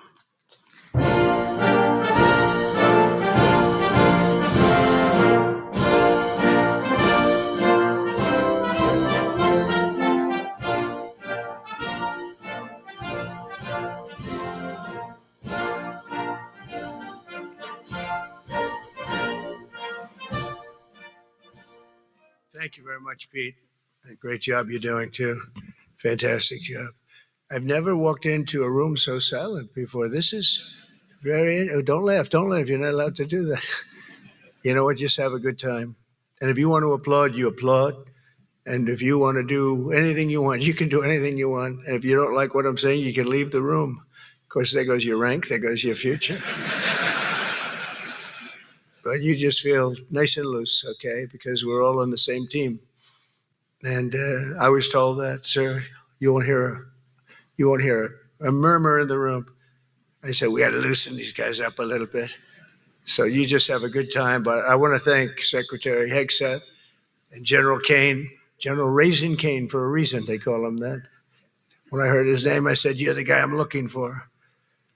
The Joint Chiefs of Staff and so many others in this room who together represent the greatest and most elite fighting force in the history of the world, the United States military. We're very proud of our military. I rebuilt the military during my first term. It's one of the greatest achievements. We had the greatest economy in history, and I built the military. Those are the two things I say more than anything else. And I also kept us safe at the borders. We had very good borders. We didn't have people coming in from jails and prisons and everything like took place over the last 4 years. I'll never forget what happened to this country over the last 4 years with the incompetence. There could be no higher honor than to serve as your Commander-in-Chief. It is a great honor. I look at you, you're just incredible people. Central casting, I might add. To each and every one of you, I thank you for your unwavering devotion to the armed forces and to the country. that we've all sworn a sacred oath to defend. We all have that oath, every one of us. I'm thrilled to be here this morning to address the senior leadership of what is once again known around the world as the Department of War. I know Pete spoke about it. He gave a great speech, I thought. Great speech. I don't want him to get so good. I hate that. You know? No, I hate it. I almost fired him. I said, "You can't. I don't want to go on after that." No, he gave a great speech, but he talked about Department of War. We were sitting there. I said, "Didn't it used to be called the Department of War?" And he goes, "Yes, sir. They changed it like in the early 50s. So we won the First World War. We won the Second World War. We won everything in between and everything before that. We only won. And then we went, in a way, woke. That was probably the first sign of wokeness. And we changed it to defense instead of war." And I said, "What do you think? How do you think if we changed it back? Would that be a nice idea?" And Pete loved it immediately. Some people thought about it. You know, they gave it a little thought. But in the end, we did it. And I have to be honest, it's so popular. I thought it would be met with fury on the left, but they're sort of giving up, I must be honest with you. They've had it. They've had it with Trump. They've been after me for so many years now. Here we are. Here we are. Come to the White House anytime you'd like. No, they've given up. They're bad, a lot of bad people. But all over, it's been so popular. It's been very popular. I really thought that we were going to have to sort of fight it through. There's been no fight. There's been no fight. Like what I called the Gulf of America, the Gulf of America, because to me it was always the Gulf of America. I could never understand. We have 92% of the frontage. And for years, actually 350 years, they were there before us. It was called the Gulf of Mexico. I just had this idea. I'm looking at a map. I'm saying, we have most of the frontage. Why is it Gulf of Mexico? Why isn't it the Gulf of America? And I made the change, and it went smoothly. I mean, we had a couple of fake news outlets that refused to make the change. And then one of them, AP, took us to court, and we won. And the judge, who was a somewhat liberal judge, said, the name is the Gulf of America, because AP refused to call it the Gulf of America. They wrote, they're not a good outfit, by the way. They call it the Gulf of Mexico. I said, no, the Gulf of America is the name. And the judge actually said that, in fact, you can't even go into the room because what you're doing is not appropriate. The name is the Gulf of America. Google Maps changed the name. Everybody did, but AP wouldn't. And then we won in court. How about that? Isn't that so cool? The Secretary Hegseth beautifully described the name change reflects far more than the shift in branding. It's really a historic reassertion of our purpose and our identity and our pride. That's when we go with the word war. And you know, we want war because we want to have no wars, but you have to be there. And you know, sometimes you have to do it. I have settled so many wars since we're here. We're here almost 9 months, and I've settled 7. And yesterday we might have settled the biggest of them all. Although I don't know, Pakistan, India was very big. Both nuclear powers, I settled that. But yesterday could be the settlement in the Middle East. That hasn't happened for 3,000 years. I said, how long have you been fighting? 3,000 years. So that's a long time. But we got it, I think, settled. We'll see. Hamas has to agree. And if they don't, it's going to be very tough on them. But it is what it is. But all of the Arab nations, Muslim nations have agreed. Israel has agreed. It's an amazing thing. It just came together. War is very strange. You know, you never know what's going to happen with war. The easiest one of them all is Putin. I said, number one, it's a war that would have never happened if I were president, if the election weren't rigged. And if I were president, that war would have never happened. Not even a little chance. And it didn't happen for 4 years. But I knew Putin very well, and I thought that would be easy because I know him so well.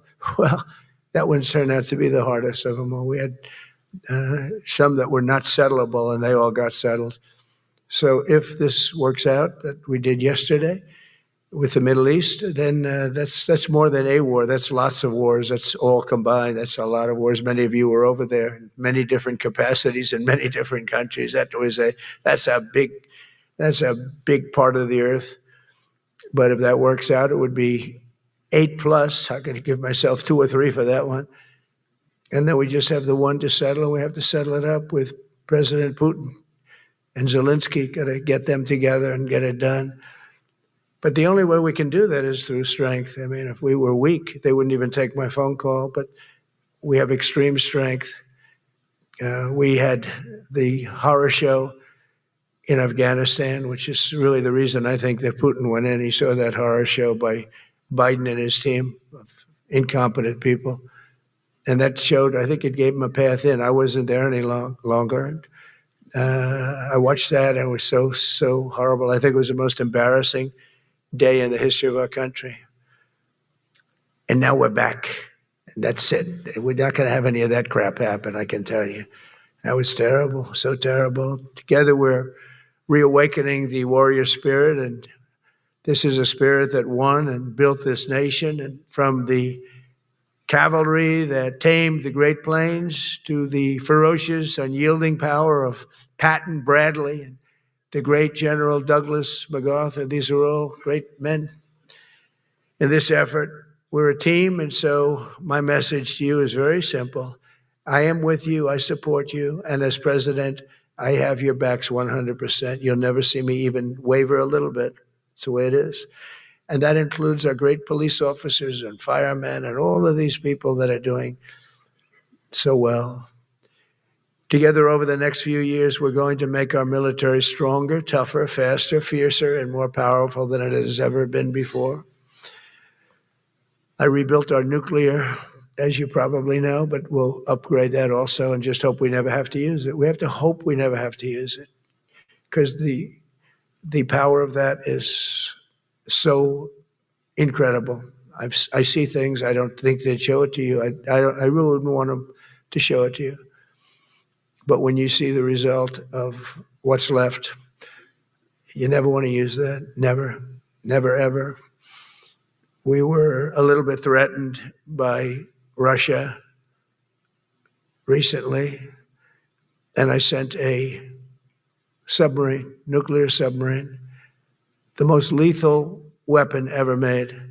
Number one, you can't detect it. There's no way. We're 25 years ahead of Russia and China in submarines. Russia's actually second in submarines. China's third, but they're coming up. They're coming up. They're way lower in nuclear too, but in 5 years they'll be equal. They're coming up. And you don't have to be that good with nuclear. You could have 1/20th what you have now and still do the damage that would be, that'd be so horrendous. But I announced that, based on his mention of nuclear, and it was really a stupid person that works for him mentioned the word nuclear, I moved a submarine or two, I won't say about the two, over to the coast of Russia, just to be careful, because we can't let people throw around that word. I call it the N word. There are two N words, and you can't use either of them. You can't use either of them. And frankly, if it does get to use, we have more than anybody else. We have better, we have newer, but it's something we don't ever want to even have to think about. But when somebody mentions it, that submarine started immediately thereafter. And it's just lurking, but I'm sure we're not going to have to use it. But it's an amazing, it's undetectable, totally. Ours is, theirs isn't. Theirs are totally detectable. We can detect them easily. We go right to the spot. But we have genius apparatus that doesn't allow detection. It doesn't allow detection at all by anybody above water or below water. It's incredible. We're way ahead of everybody in that and other things. As a result of the exciting renewal of the spirit of our armed forces, and that's what it is. It's really reaching that spirit, unprecedented heights. Over the past 8 months, new enlistments, I'm so proud of this, have surged to record highs, the highest we've ever had. And we used to have recruiting shortages. If you remember, about a year and a half ago, I was at the beginning stage of a campaign, and things came out that you couldn't get people to join the armed forces. And by the way, the police also, fire department. I always put the fire department in because they're great. They're great. And I got 95% of their vote, too. That helps. When you get 95% of their vote, you always have to mention them. But they're great. And they're brave in our inner cities, which we're going to be talking about, because it's a big part of war now. It's a big part of war. But the firemen go up on ladders, and you have people shooting at them while they're up on ladders. I don't even know if anybody heard that. And I said, don't talk about it much, but I think you have to. Our firemen are incredible. They're up on one of these ladders that goes way up to the sky, rescuing people, and you have animals shooting at them, shooting bullets at firemen that are way up in death territory. You fall off that ladder, it's over. It's over. They don't even have to inspect you when you hit the ground. And you have people shooting bullets at them in some of these inner cities. We're not going to let that happen. So I always mention the firemen because that's actually a big problem we have.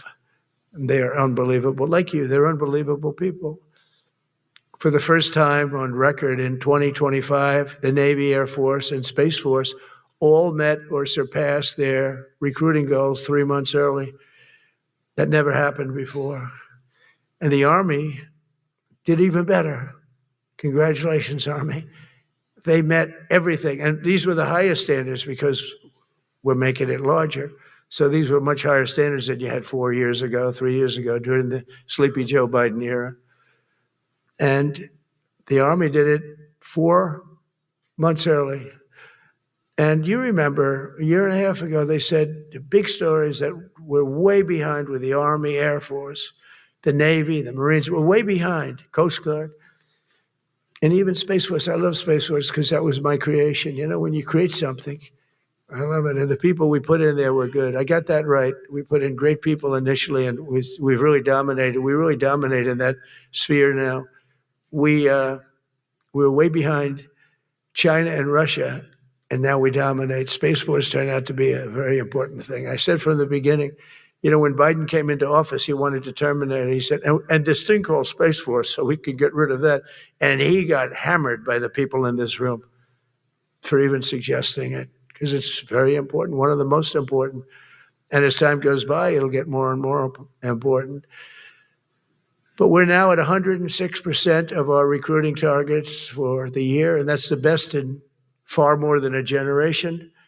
And for the Marines, morale is so strong that the Marine Corps will meet its 2026 retention targets before the end of October, which never happens. And that's the earliest it's ever happened in the history of our country. And it makes you feel good, you know. I felt guilty. I'd go make a speech in front of never people like you. You are the leaders, but people, soldiers.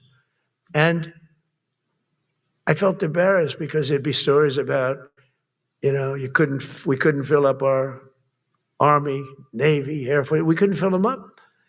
And it was headlines. It was during Biden's 4 years, the auto pen. I call him the auto pen. It's how would you like to have your thing signed by an auto pen? You know, when I have a general and I have to sign for a general because we have beautiful paper, the gorgeous paper, I said, throw a little more gold on it. They deserve it. I want the A paper, not the D paper. We used to sign a piece of garbage. I said, this man's going to be a general, right? Yeah. I don't want to use this. I want to use the big, beautiful, firm paper. I want to use the real gold writing when you talk about the position, and they're beautiful. And, but how would you like to have that where some kid sitting in the back office is having it signed with an auto pen? I thought about it, and I thought about you people first, admirals, generals. I said, somebody works his whole life. He gets into maybe the academies or wherever, but however you got there, and you go through years of work, now you become an admiral or a general or whatever. And when you do, the President of the United States signs your commission, as you know, and that commission is beautifully displayed. And I sign it. Actually, I love my signature. I really do. Everyone loves my signature. But I signed it very proudly. And I always think to myself, how can you have an auto pen sign this? It's just so disrespectful. To me, it's just totally disrespectful. And it turned out that almost everything he did was signed by auto pen, except for when he gave his son, Hunter, pardon. He signed that one. And that's actually the worst signature I've ever seen. That was the the autoplane looks much better. But as leaders, our commitment to every patriot who put on the uniform is to ensure that American military remains the most lethal and dominant on the planet, not merely for a few years, but for the decades and generations to come, for centuries. We must be so strong that no nation will dare challenge us, so powerful that no enemy will dare threaten us, and so capable that no adversary can even think about beating us. And we've had it recently. I had India and Pakistan were going at it, and I called them both. And in this case, I used trade. I'm not going to trade with you. Used to two nuclear nations, big nuclear. And no, you cannot do that. I said, yes, I can. You go into this freaking war that I'm hearing about. You know, actually, they just shot down 7 planes. 7 planes, it was starting. There's a lot of bad blood. And I said, you do this, there's not going to be any trade. And I stopped the war. It was raging for 4 days, but that was just the beginning. And we stopped it. It was a great thing. And the Prime Minister of Pakistan was here, along with the Field Marshal, who's a very important guy in Pakistan. And he was here 3 days ago. And I didn't even realize it as beautiful as he said it, but he said that to a group of people that were with us, 2 generals, but a group, he said, this man saved millions of lives because he saved the war from going on. And that war was going to get very bad, very, very bad. President Trump saved millions and millions of lives. That was a bad war. And I was very honored. I loved the way he said it. Susie Wiles was there. She said that was the most beautiful thing. But we saved a lot of them. Saved a lot of them. Even in Africa, we saved the Congo with Rwanda. They've been fighting for 31 years, 10 million people dead. I got that one done, and very proud of it. So if this works out, we'll have 8 in 8 months. That's pretty good. Nobody's ever done that.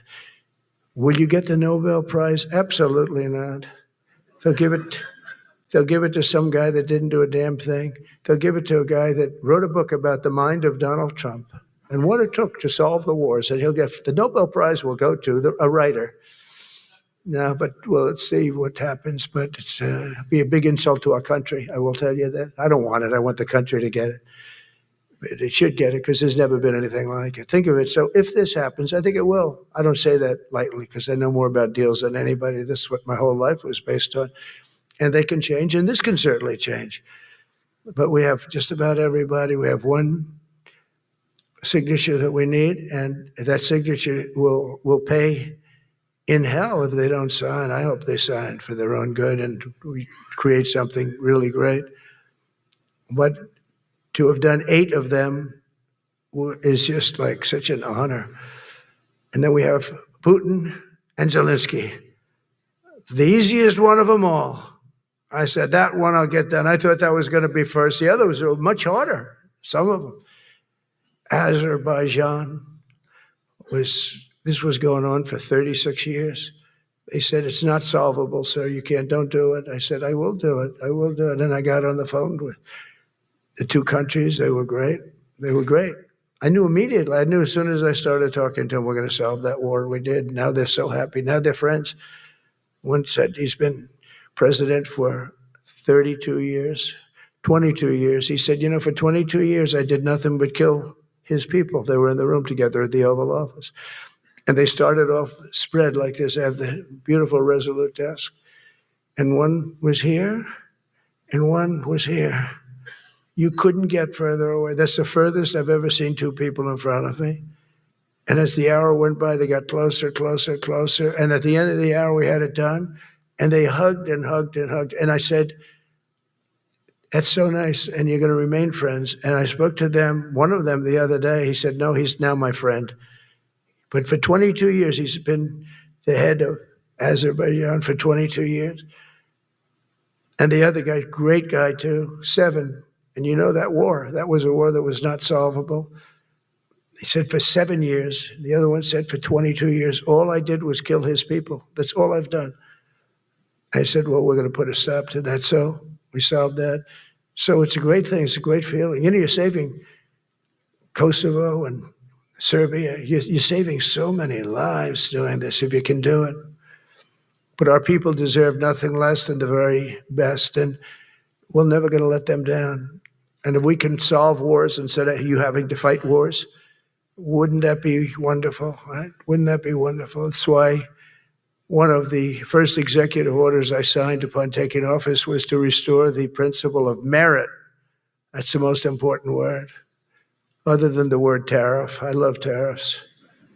Most beautiful word. But I'm not allowed to say that anymore. I said tariff is my favorite word. I love the word tariff. You know, we're becoming rich as hell. We have a big case in front of the Supreme Court, but I can't imagine, because this is what other nations have done to us. And we have, great legal grounds, but you still have a case. It would be very bad if something happened. But I said, my favorite word in the English dictionary is the word tariff. And people thought that was strange. And the fake news came over and they really hit me hard on it. They said, what about love? What about religion? What about God? What about wife, family? I got killed when I said tariff is my favorite word. So I changed it. It's now my fifth favorite word. And I'm okay with that. I'm okay with that. But they hit me hard. But it is. I mean, when you look at, we've taken in trillions of dollars. We're rich again. And there'll never be, when we finish this out, there'll never be any wealth like what we have. Other countries were taking advantage of us for years and years. You know that better than anybody. And now we're treating them fairly. But the money coming in is, we've never seen anything like it. The other day, they had $31 billion that they found, $31 billion. So we found $31 billion, and we're not sure from where it came. A gentleman came in, a financial guy. I said, well, what does that mean? He said, we don't know where it came. I said, check the tariff shelf. No, sir, the tariffs haven't started in that sector yet. I said, yes, they have. They started 7 weeks ago. Check it. Comes back 20 minutes later. Sir, you're right. It came from tariffs. 31 billion. That's enough to buy a lot of battleships, Admiral, to use an old term. I think we should maybe start thinking about battleships, by the way. You know, we have a Secretary of the Navy came to me, because I look at the Iowa out in California, and I look at different ships and the old pictures. I used to watch Victory at Sea. I love Victory at Sea. Look at these admirals. It's got to be your all-time in black and white. And I look at those ships. They came with the destroyers alongside of them, and man, nothing was going to stop. They were 20 deep, and they were in a straight line, and there was nothing going to stop them. And we actually talk about, those ships. Some people would say, no, that's old technology. I don't know. I don't think it's old technology when you look at those guns. But it's something we're actually considering, the concept of battleship. Nice 6-inch sides, solid steel, not aluminum that melts if it looks at a missile coming at it. Starts melting as the missile's about 2 miles away. Now, those ships, they don't make them that way anymore. But you look at it, and your secretary likes it, and I'm sort of open to it. And bullets are a lot less expensive than missiles. A lot of reasons. I should take a vote, but I'm afraid to take that vote because I may get voted out on that one. But I tell you, it's something we're seriously considering. There were powers. There were big powers. They were just about as mean and scary as you could be. And so we're looking at that. One of the biggest cases that we won was the decision of the United States Supreme Court to allow us to proceed on the word merit. So those two words are right up there. So this is, I would say, the opposite if you ask for a definition, the opposite of political correctness. We went through political correct, where you had to have people that were totally unfit to be doing what you're doing for many reasons. I won't get into them. But for many reasons, they were unfit. Now, it's all based on merit. That was such an unbelievable decision. I didn't expect we were going to win that one. We went in. We said we need it. We went in for colleges, where kids with a C average are getting into the best colleges, and the kids with A averages won't get in. And kids with the highest boards and the highest marks and the best marks couldn't get into the best schools. And people that had not good boards and not very good marks. I mean, okay, but nothing special. They were getting into our best colleges. I said, this is just crazy. You can't run a country like this. And it was lingering for years, and it got to the Supreme Court, and we won that decision. Merit, everything's based on merit. You're all based on merit. We're not going to have somebody taking your place for political reasons because they are politically correct, and you're not. We take the people that are going to do the best job. That's all. It's very simple. And that's the way our country was built. We were built on merit. We got away from it for a long time. And everyone understands it. And it was done. It was approved. I give great credit to the Supreme Court because I thought they had tremendous courage. I didn't think they'd do that. That was tremendous. I give them maybe for that decision almost more than anything because it's a hard decision to make. It's really hard. The apparatus of our country was not set up for merit.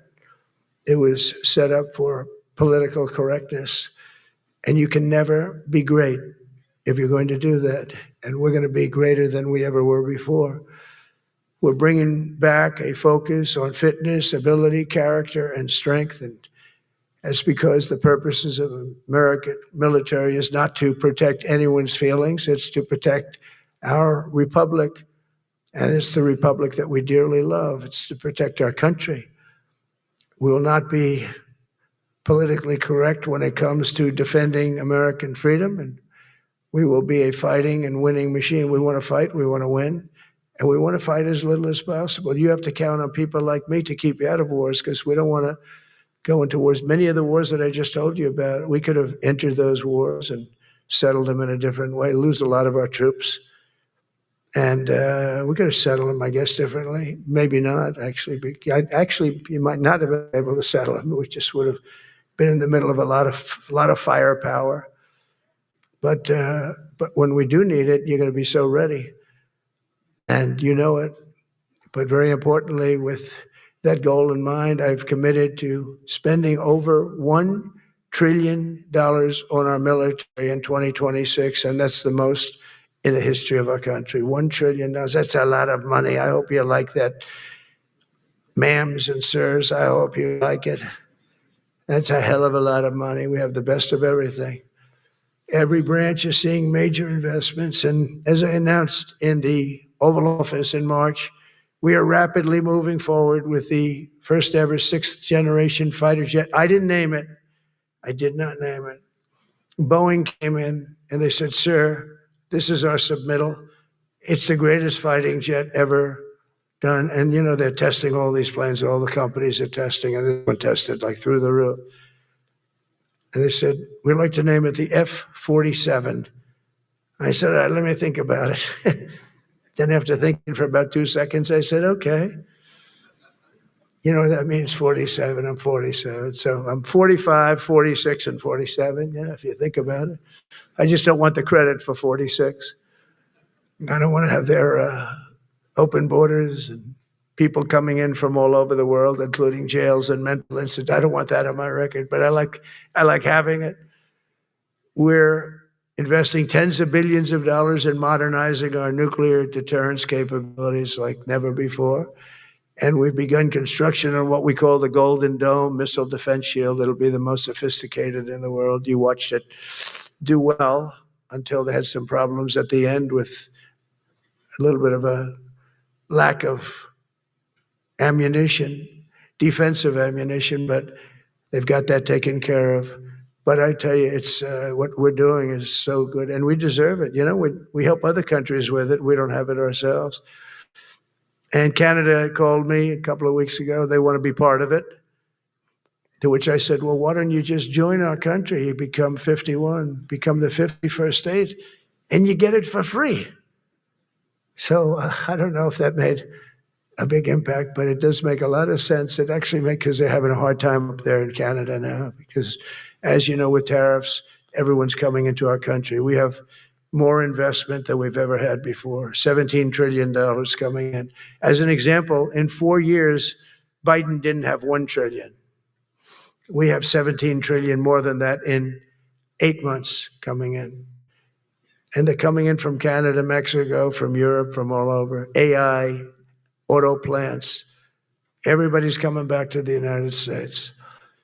Under my budget, we will be expanding the U.S. Navy by at least 19 ships next year, including submarines, destroyers, assault ships, and more.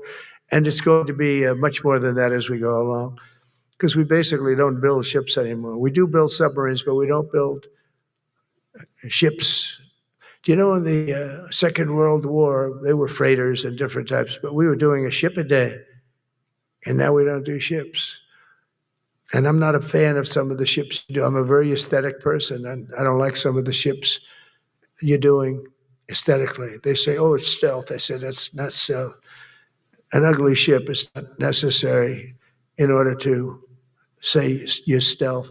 By the way, the B-2 bombers were incredible. That is stealth. They went into that. I was with General Kane and Pete were in we call it the war room, but we're watching them go in, and they were totally untouched. They were not seen. They were literally not seen. They dropped their bombs. They hit every single one of them, hit its target. It was total obliteration.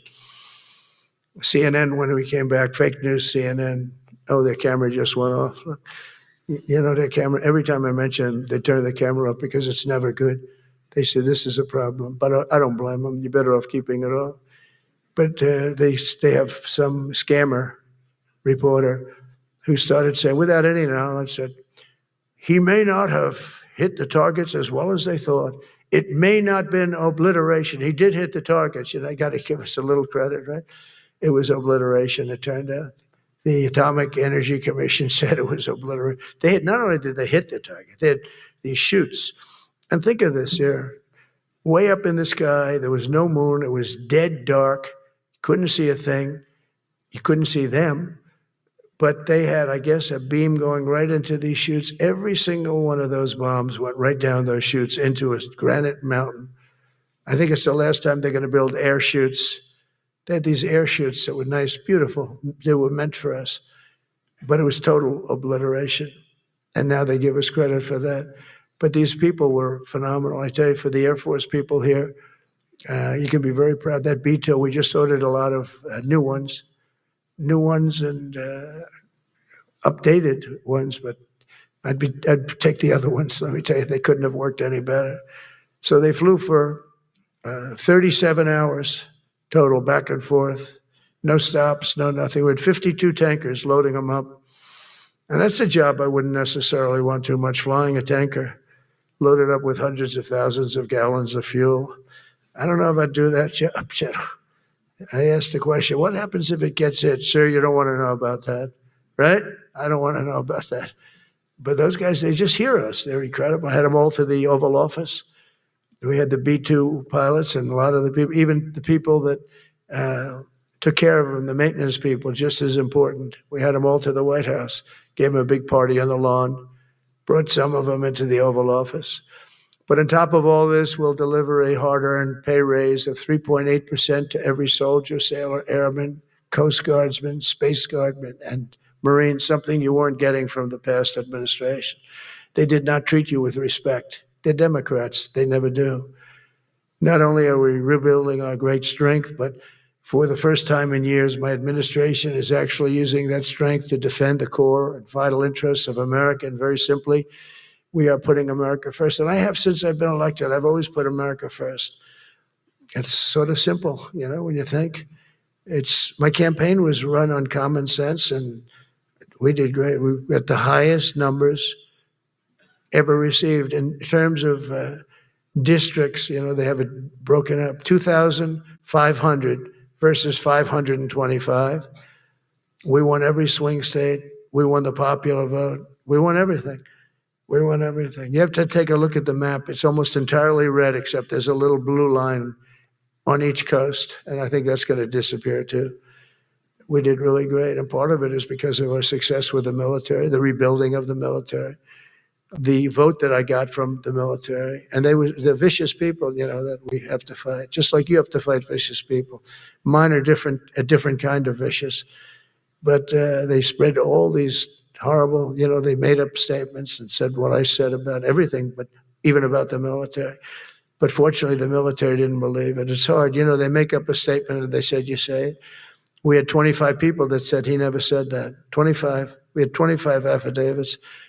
And they said, well, we're going with it anyway. You know, these sleazebags. And that's why the press is really losing all power, because people aren't believing it. We need an honest press. We need borders. We need borders. We need an honest press. We need fair elections. I mean, those three things. And we don't have an honest press. We have a really corrupt press, but we fight through the corrupt press. And the people understand you have to do this stuff a lot. You have to go on television a lot because you can't get a fair shake if you're going to rely on somebody else. They don't understand. They've destroyed the image of media now is at the lowest point it's ever been. It's lower than Congress. Can you believe that? It's something. But together with many of you in the room, we've brought back the fundamental principle that defending the homeland is the military's first and most important priority. That's what it is. Only in recent decades did politicians somehow come to believe that our job is to police the far reaches of Kenya and Somalia, while America is under invasion from within. We're under invasion from within. No different than a foreign enemy, but more difficult in many ways because they don't wear uniforms. At least when they're wearing a uniform, you can take them out. These people don't have uniforms. But we are under invasion from within. We're stopping it very quickly. After spending trillions of dollars defending the borders of foreign countries, with your help, we're defending the borders of our country from now on. We're not going to let this happen. Biden let people come in from prisons, mental institutions, drug dealers, murderers. You know, we had 11,488 murders allowed into our country by this guy who had no clue. He had no clue. He shouldn't have been there in the first place, but he had no clue. The people that ran the office, the White House, were people that surrounded him, radical left lunatics that are brilliant people, but dumb as hell when it came to policy and common sense.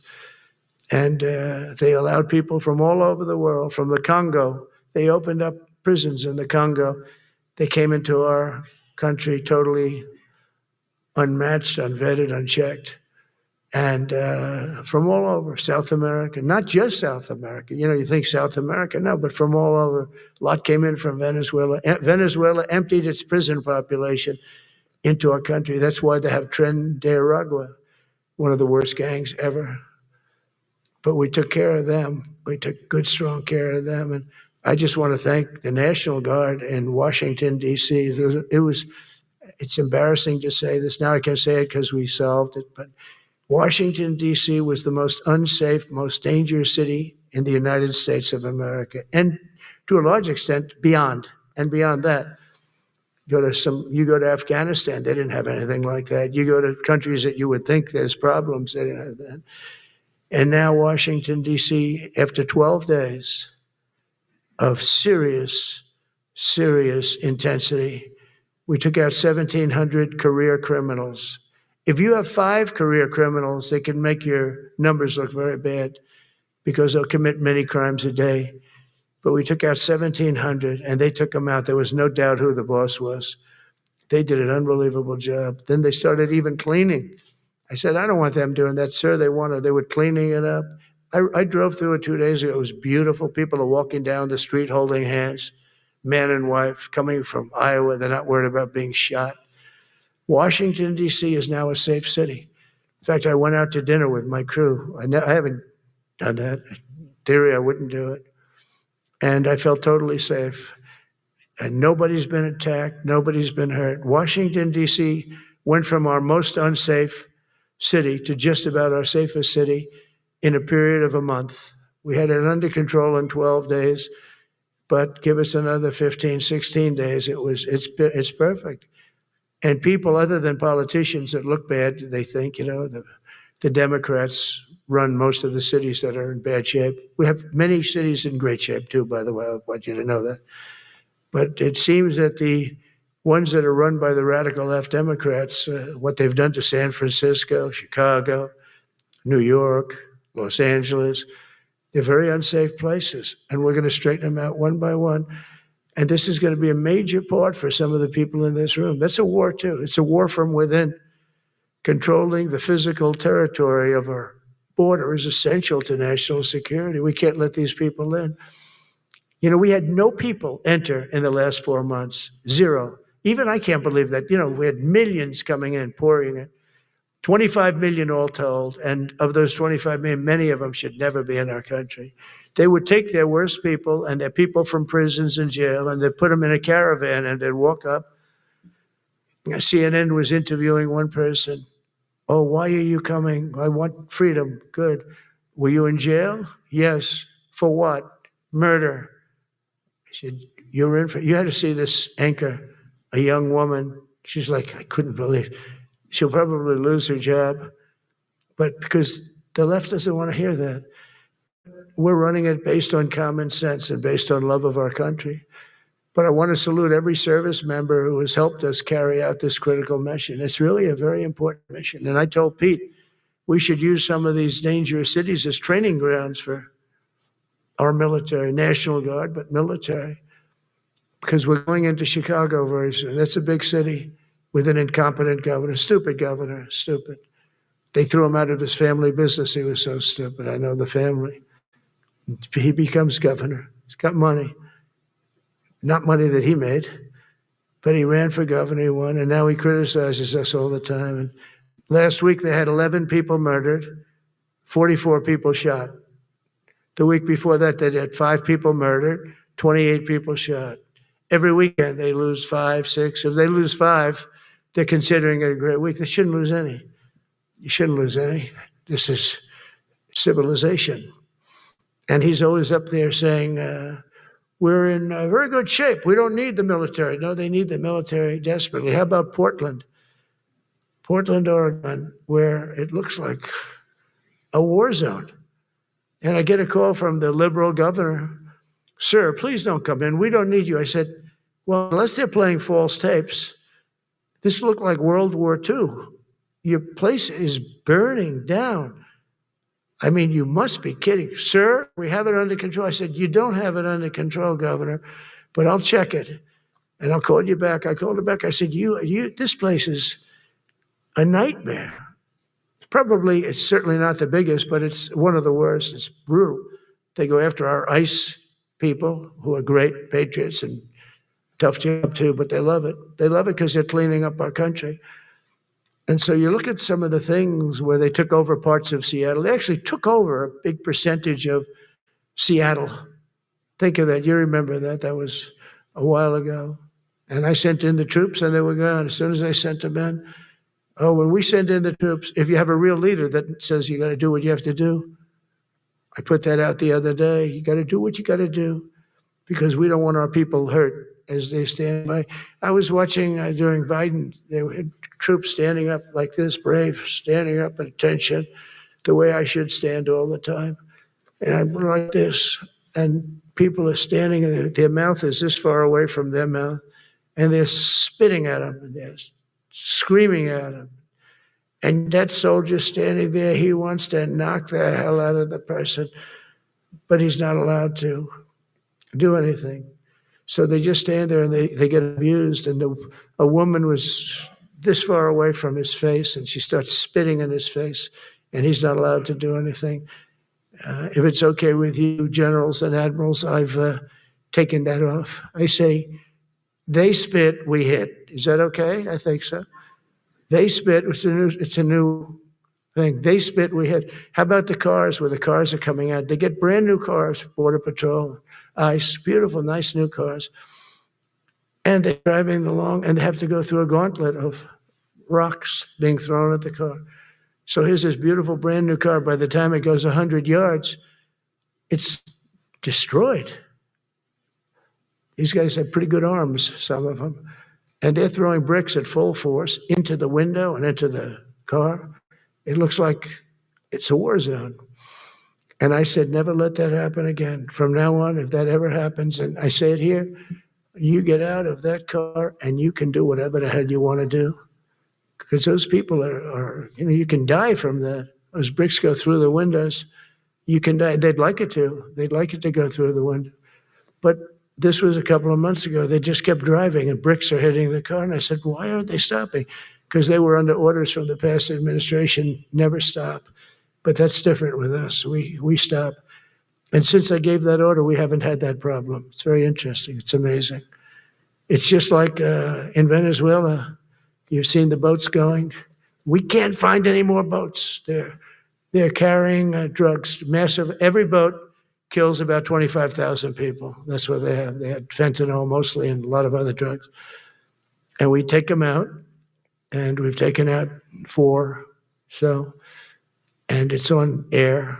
Everybody gets to see it. Not that we like to do that, but every boat kills 25,000 on average, 20. Some people say more. You know, you see these boats just stacked up with bags of white powder. That's mostly fentanyl and other drugs too. And now we have a problem. General Kane says, sir, there are no boats out there. Not even fishing boats. They don't want to go fishing. I don't blame them. There'll be no fishing today. You know. But it's amazing what strength will do, because what we want to do is stop drugs from flowing into our country. It's destroying. We lost 300,000 people died last year. Everybody knows friends, many friends probably, that you lost a child, or adults too, but you lost a son or daughter because of what's coming into our border. And we're making it very hard. Oh, and we haven't even started yet.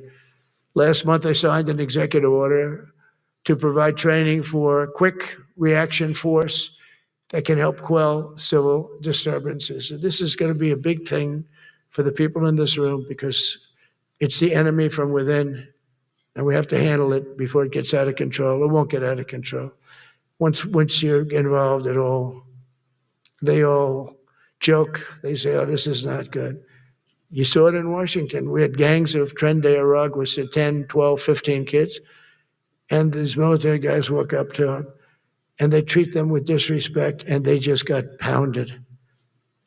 They just got pounded. The gang just pounded, then thrown into paddy wagons and taken back to their country. Some are so dangerous, we don't want to even do that, because we don't want to, some of stone cold murderers, we don't have the confidence, even though they're not coming back very easily, we don't have the confidence, we put them in jails.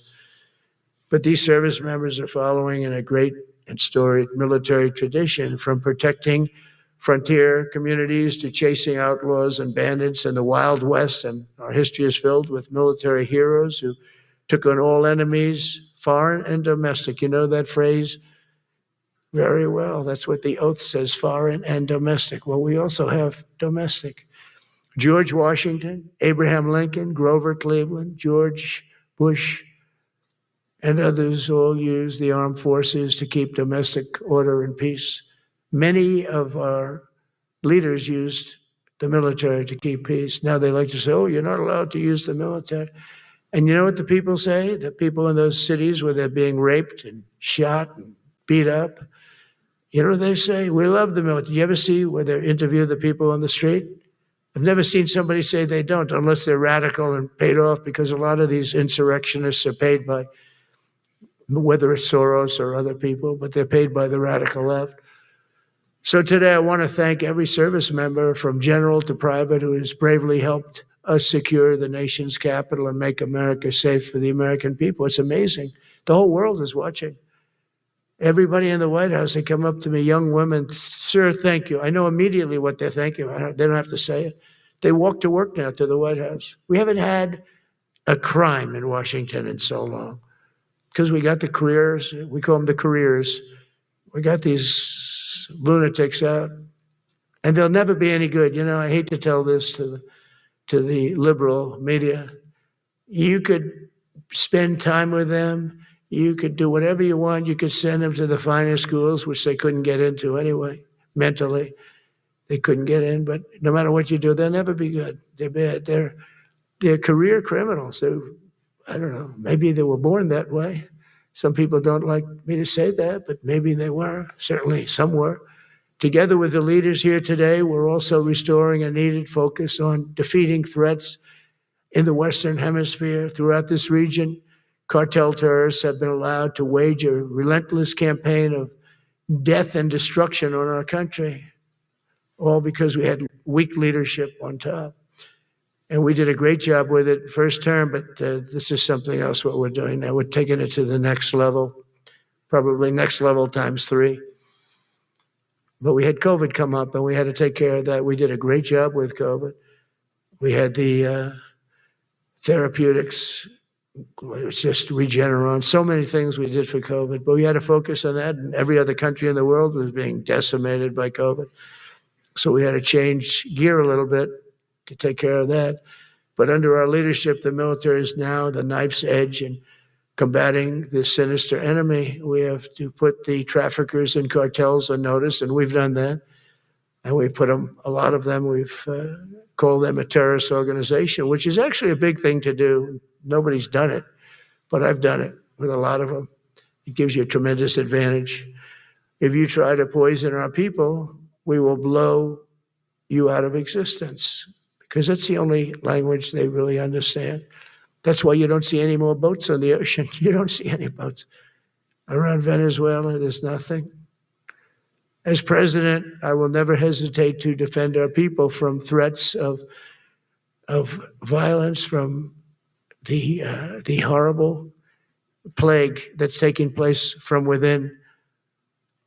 The Iran nuclear power, the Iran, all of the great power that we thought existed, we blew it out to kingdom. We took advantage of it, and we just really took advantage of it, and it was a beautiful thing to see, and that's what military power can achieve. That's why I chose Raising Cane. He's fantastic, by the way. I hope you all agree. If anybody disagrees, could I please have your hand? Who disappears that Raising Cane is no good? Just raise your hand. I don't see any hands raised. All right. That means you're okay. That means that he's okay now, but I saw his results. You know, he took out ISIS. I was told it was going to take 4 years. It took 4 weeks. I went to see him, and he took him out in 4 weeks, knocked him out, knocked him to hell. And I was told by military people it was going to take 4 to 5 years to do it. And I don't even know if we'll have it then, sir. These were the Washington generals. I call them the television generals. But Raising Cane did it in 4 weeks, took out 100% of the ISIS caliphate. As a result of these actions and many others since my inauguration, we're witnessing the triumphant return of peace through strength. We have great peace through strength. America is respected again as a country. We were not respected with Biden. They looked at him falling downstairs every day. Every day the guy's falling downstairs.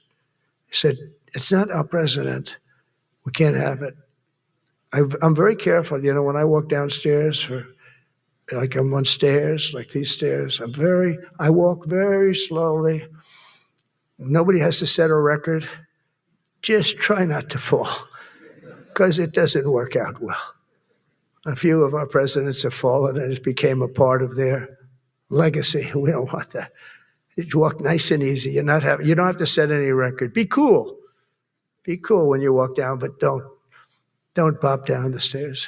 So one thing with Obama, I had zero respect for him as a president, but he would bop down those stairs. I've never said, da-da-da-da-da-da, bop, bop, bop. He'd go down the stairs, wouldn't hold on. I said, it's great. I don't want to do it. I guess I could do it. But eventually, bad things are going to happen, and it only takes once. But he did a lousy job as president. A year ago, we were a dead country. We were dead. This country was going to hell. We were dead in every way, from immigration to military. We didn't have the weapons. We were given everything to Ukraine. We had nothing. And by the way, I have to tell you, now, as you know, I went over and I met with NATO, and NATO raised from 2 to 5, which everyone said 5% of GDP. Millions and now trillions of dollars are pouring in. They didn't pay the 2% because they know we were there to pay it. And now they paid the 5%. That's trillions of dollars. And we're not spending any money on that war, not 10 cents. We sell our equipment to NATO. NATO pays us for the equipment, and they give it to Ukraine or whoever they give it to. They can keep it, but we're not involved. We have no money going out. Biden gave $350 billion, not sustainable, $350 billion.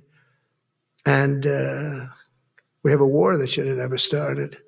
But we're not doing that anymore. So I just want you to know we're selling equipment. Our people are buying equipment. They are buying the equipment at full price, a fair price. So I don't want to say we're making money because I don't want to be making money on a war. It's too many people dying. They're losing 7,000 soldiers a week. A lot of them are Russian soldiers, but between the two countries, mostly soldiers, by the way. Sometimes, in Kiev, they'll lob a missile in or some drones in, kill some people. But mostly it's soldiers. Russia and Ukraine are losing 7,000 souls. And, they're not American. They're not us. They're not you. We have a special obligation. But they're soldiers. They're young people. They leave their parents. They wave goodbye. And then 2 days later, they're blown up so unnecessarily. And so that's the primary reason I want to get it done. We got to get it done. It's crazy what's going on. That's the worst war that there's been since World War II. The number of soldiers that are being killed there is just crazy. From 5,000 to 7,000 soldiers die a week. Think of that. So I think we'll get that done. But that's turned out to be the toughest one. I'm so disappointed in President Putin. I thought he would get this thing over with. He should have had that war done in a week. And I said to him, you don't look good. You're 4 years fighting a war that should have taken a week. Are you a paper tiger? And it's a shame. But I think eventually we'll get that one done, just like in theory, I want to knock on wood because you never know. It's like we're going to have the Middle East done, which is actually a much harder thing to do. I mean, thousands of years. But we have to get that war done. So now just think of it, we're a dead country. I was with the King of Saudi Arabia, a great guy. I was with the Emir of Qatar. I was with the great leadership of UAE. I was over there. We brought back $2 trillion and more. They ordered 200 planes, Boeings. They ordered so much, and they were great. But they all said essentially the same thing. They said, 1 year ago, you were a dead country, and now you're the hottest country anywhere in the world. We're the hottest country in the world right now. The absolute hottest country in the world. There's nobody even close. Putin said that to me. We met in Alaska, had a good meeting. Then he went back and started sending drones into Kiev. I said, I thought we had a good meeting. But it's one of those things. But we were a dead country a year ago. And now we're the hottest country anywhere in the world. Think of that. You can be proud of that. And you must have felt like hell when you have a wife or a husband at home and you used to read the numbers that we can't get people to join the Army, Navy, Air Force, Marines, Coast Guard. You must have felt like, I have a job that nobody wants. That doesn't feel good. Well, now you have a job that is brimming over with people wanting it. They want it. And you're able to get a much higher quality because now you have your choice. You want so many. And we're going to have many, many people that aren't going to be able to join because of the fact that we don't need them at this moment. But think of it, what a difference that is from, I could just imagine 2 years ago, you're reading front page articles in the New York Times, of course, and Wall Street Journal. They always give us unfair stories. But they played it so big. They were playing it so big. Nobody wants to join the Army, the Marines, the Air Force. They don't want to join. They don't want to join the Coast Guard at all. Nobody wants to join. Nobody wants to join our police forces. Our police forces also. It's almost went hand in hand. And I used to say, boy, I'm speaking in front of the military today, and it's embarrassing because I'm speaking in front of people who have a job that other people don't want, but now you have a job that everybody wants. So I think that has to make you feel good. It's one of the reasons I love being here today, because I wanted to say that. I have to say that everybody wants to be in the Army, the Navy, the Air Force, the Marines. If you think the Coast Guard and Space Force, our beautiful Space Force, it's a whole different world. And now they're signing up, by the way, seriously big numbers for the police. Dangerous job, isn't it? Huh? Fire department. But that's the paving the way for progress once thought almost impossible. I mean, a year ago, you wouldn't have thought that was possible. A year ago, they were talking about making the military smaller because they can't get the people to join. We're thinking about making it larger because we have so many people. And it's nice to be able to cut people because of merit that aren't really qualified for any reason, a physical reason, a mental reason. You don't have to take them anymore because you have the pick of the litter, and they all want to be with you. They all want your job. They want to be with you. They want to work with you. They'll even take your job, you know. Got to be a little bit sharp. You got to watch it. But everybody wants to be doing what you're doing now. What a difference when I speak to you, and I can say that as opposed to a couple of years ago when I was talking to rooms where they were desperate to get people and they couldn't get them. What a difference a presidential election can make. That's all it is. It's just a presidential election. Yesterday at the White House, we put forward a plan for peace in Gaza. We announced it, and we're going to create something that was my idea, but unfortunately I got drafted. It's going to be called the Board of Peace, and it's going to reign over that territory, and we're going to get that done. And they asked if I'd be the chairman of the Board of Peace. I wasn't counting on that. I had the idea for the Board of Peace, but I said yes, and I guess because of that, every leader, everybody wants to be on the Board of Peace, and we're going to watch over that very volatile part of the world and keep it non-volatile, so you don't have to get involved. We want to save you for other things or save you for nothing from that standpoint. We don't want you fighting wars, but if you have to, you're the most lethal fighting force in the world. And I would say that even 2-3 years ago, but now I say it with great enthusiasm. It's so true. And we're striving tirelessly to end the terrible war in Ukraine. And as you know, we're also working hard to get the allies to share more of the burden of our defense. Much of that has really already taken place. But all NATO members have committed to the increase that I talked about. Think of that. That was unthinkable. It used to be 1%, then we got it up to 2% in my last term. And they did not like it. And now I got it to 5%, and I get along great with all of them. In fact, they call me the president of NATO. I said, I don't think so. But they're great. They're great people, and they're spending a lot of money, and a lot of money that they should have been spending in the past. But I think Putin was a wake-up call for them, really. We're now selling large quantities of American-made weapons to NATO, and we're getting really fair pricing. We're making a lot of money. It's my hope that from Europe to Asia to the Middle East, our allies will make similar commitments to increase their military capabilities. And this will greatly strengthen our alliances, and also it will make war far less likely. You know, if you're a strong presence like we are such a strong presence now. And I go around bragging about that. I said, we have the strongest military anywhere in the world. I say it. You never heard Biden say that. You never heard him say anything. But you never heard him say, did you ever hear him say, we have the strongest military? He doesn't say that. I say it. We have the strongest military anywhere in the world. We have great leadership. And I'll tell you, Pete and General Kane, all of the people that I've met that have been lifted up in rank. And we got many of them out of here, too. I'll be honest with you. Didn't like doing it, but we got many of you out of here because we weren't satisfied. We know everything about everybody. It'll also help the United States rapidly rebuild our defense industrial base. Each of you can play an important part in getting allies to do their part. So to that end, Secretary Hegseth will soon be announcing major reforms to streamline military acquisitions and expedite foreign military sales. We have tremendous numbers of countries that want to buy our equipment. And, you know, in many cases, it takes too long. They have backlogged. We're backlogged on all the equipment, which is something that's new to us a little bit. And I told those companies, you better get your ass going because we're selling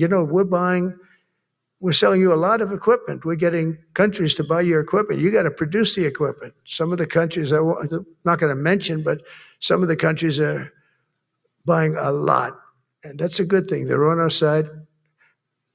95%. I'll never say 100% because it can always turn, right? You know about that.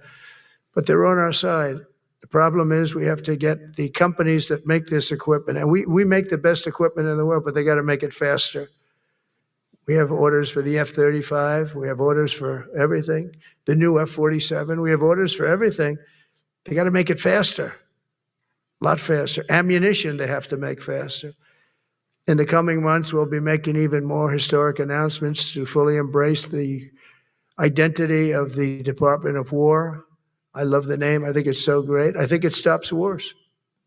The Department of War is going to stop wars.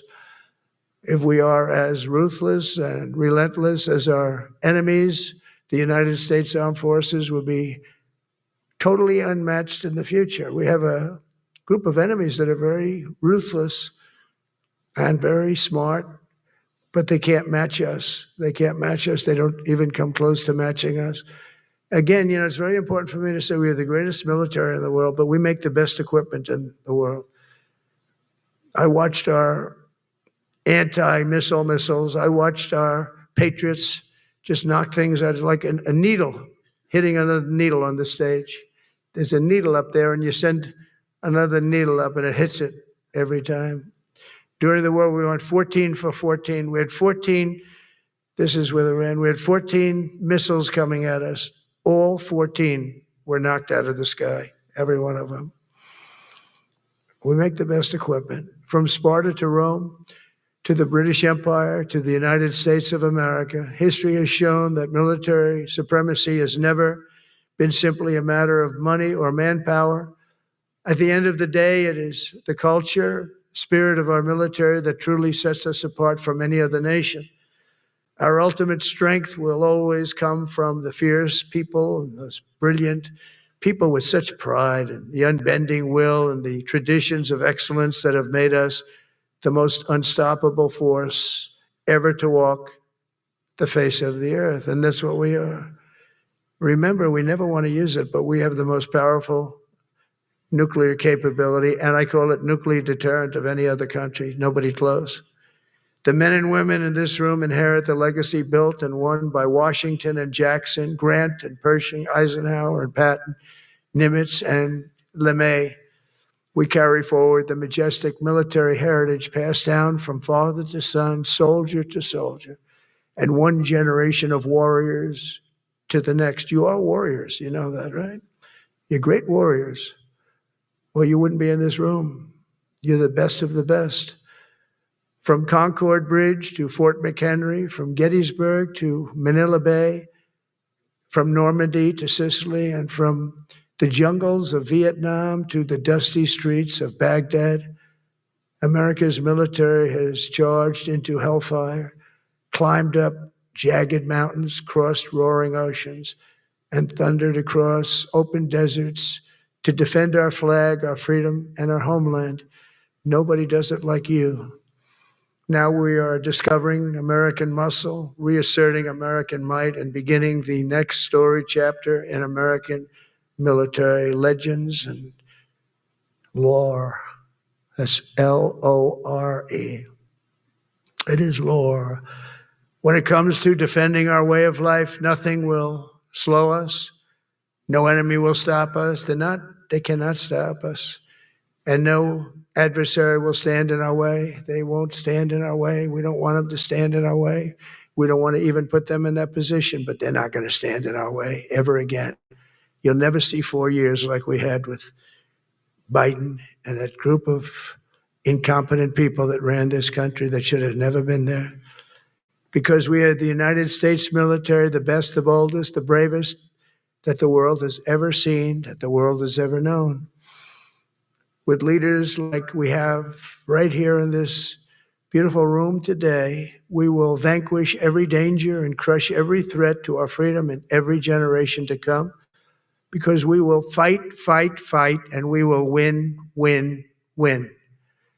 I want to just thank you once again, and God bless the United States military, and God bless America. God bless you all. Thank you very much. Thank you.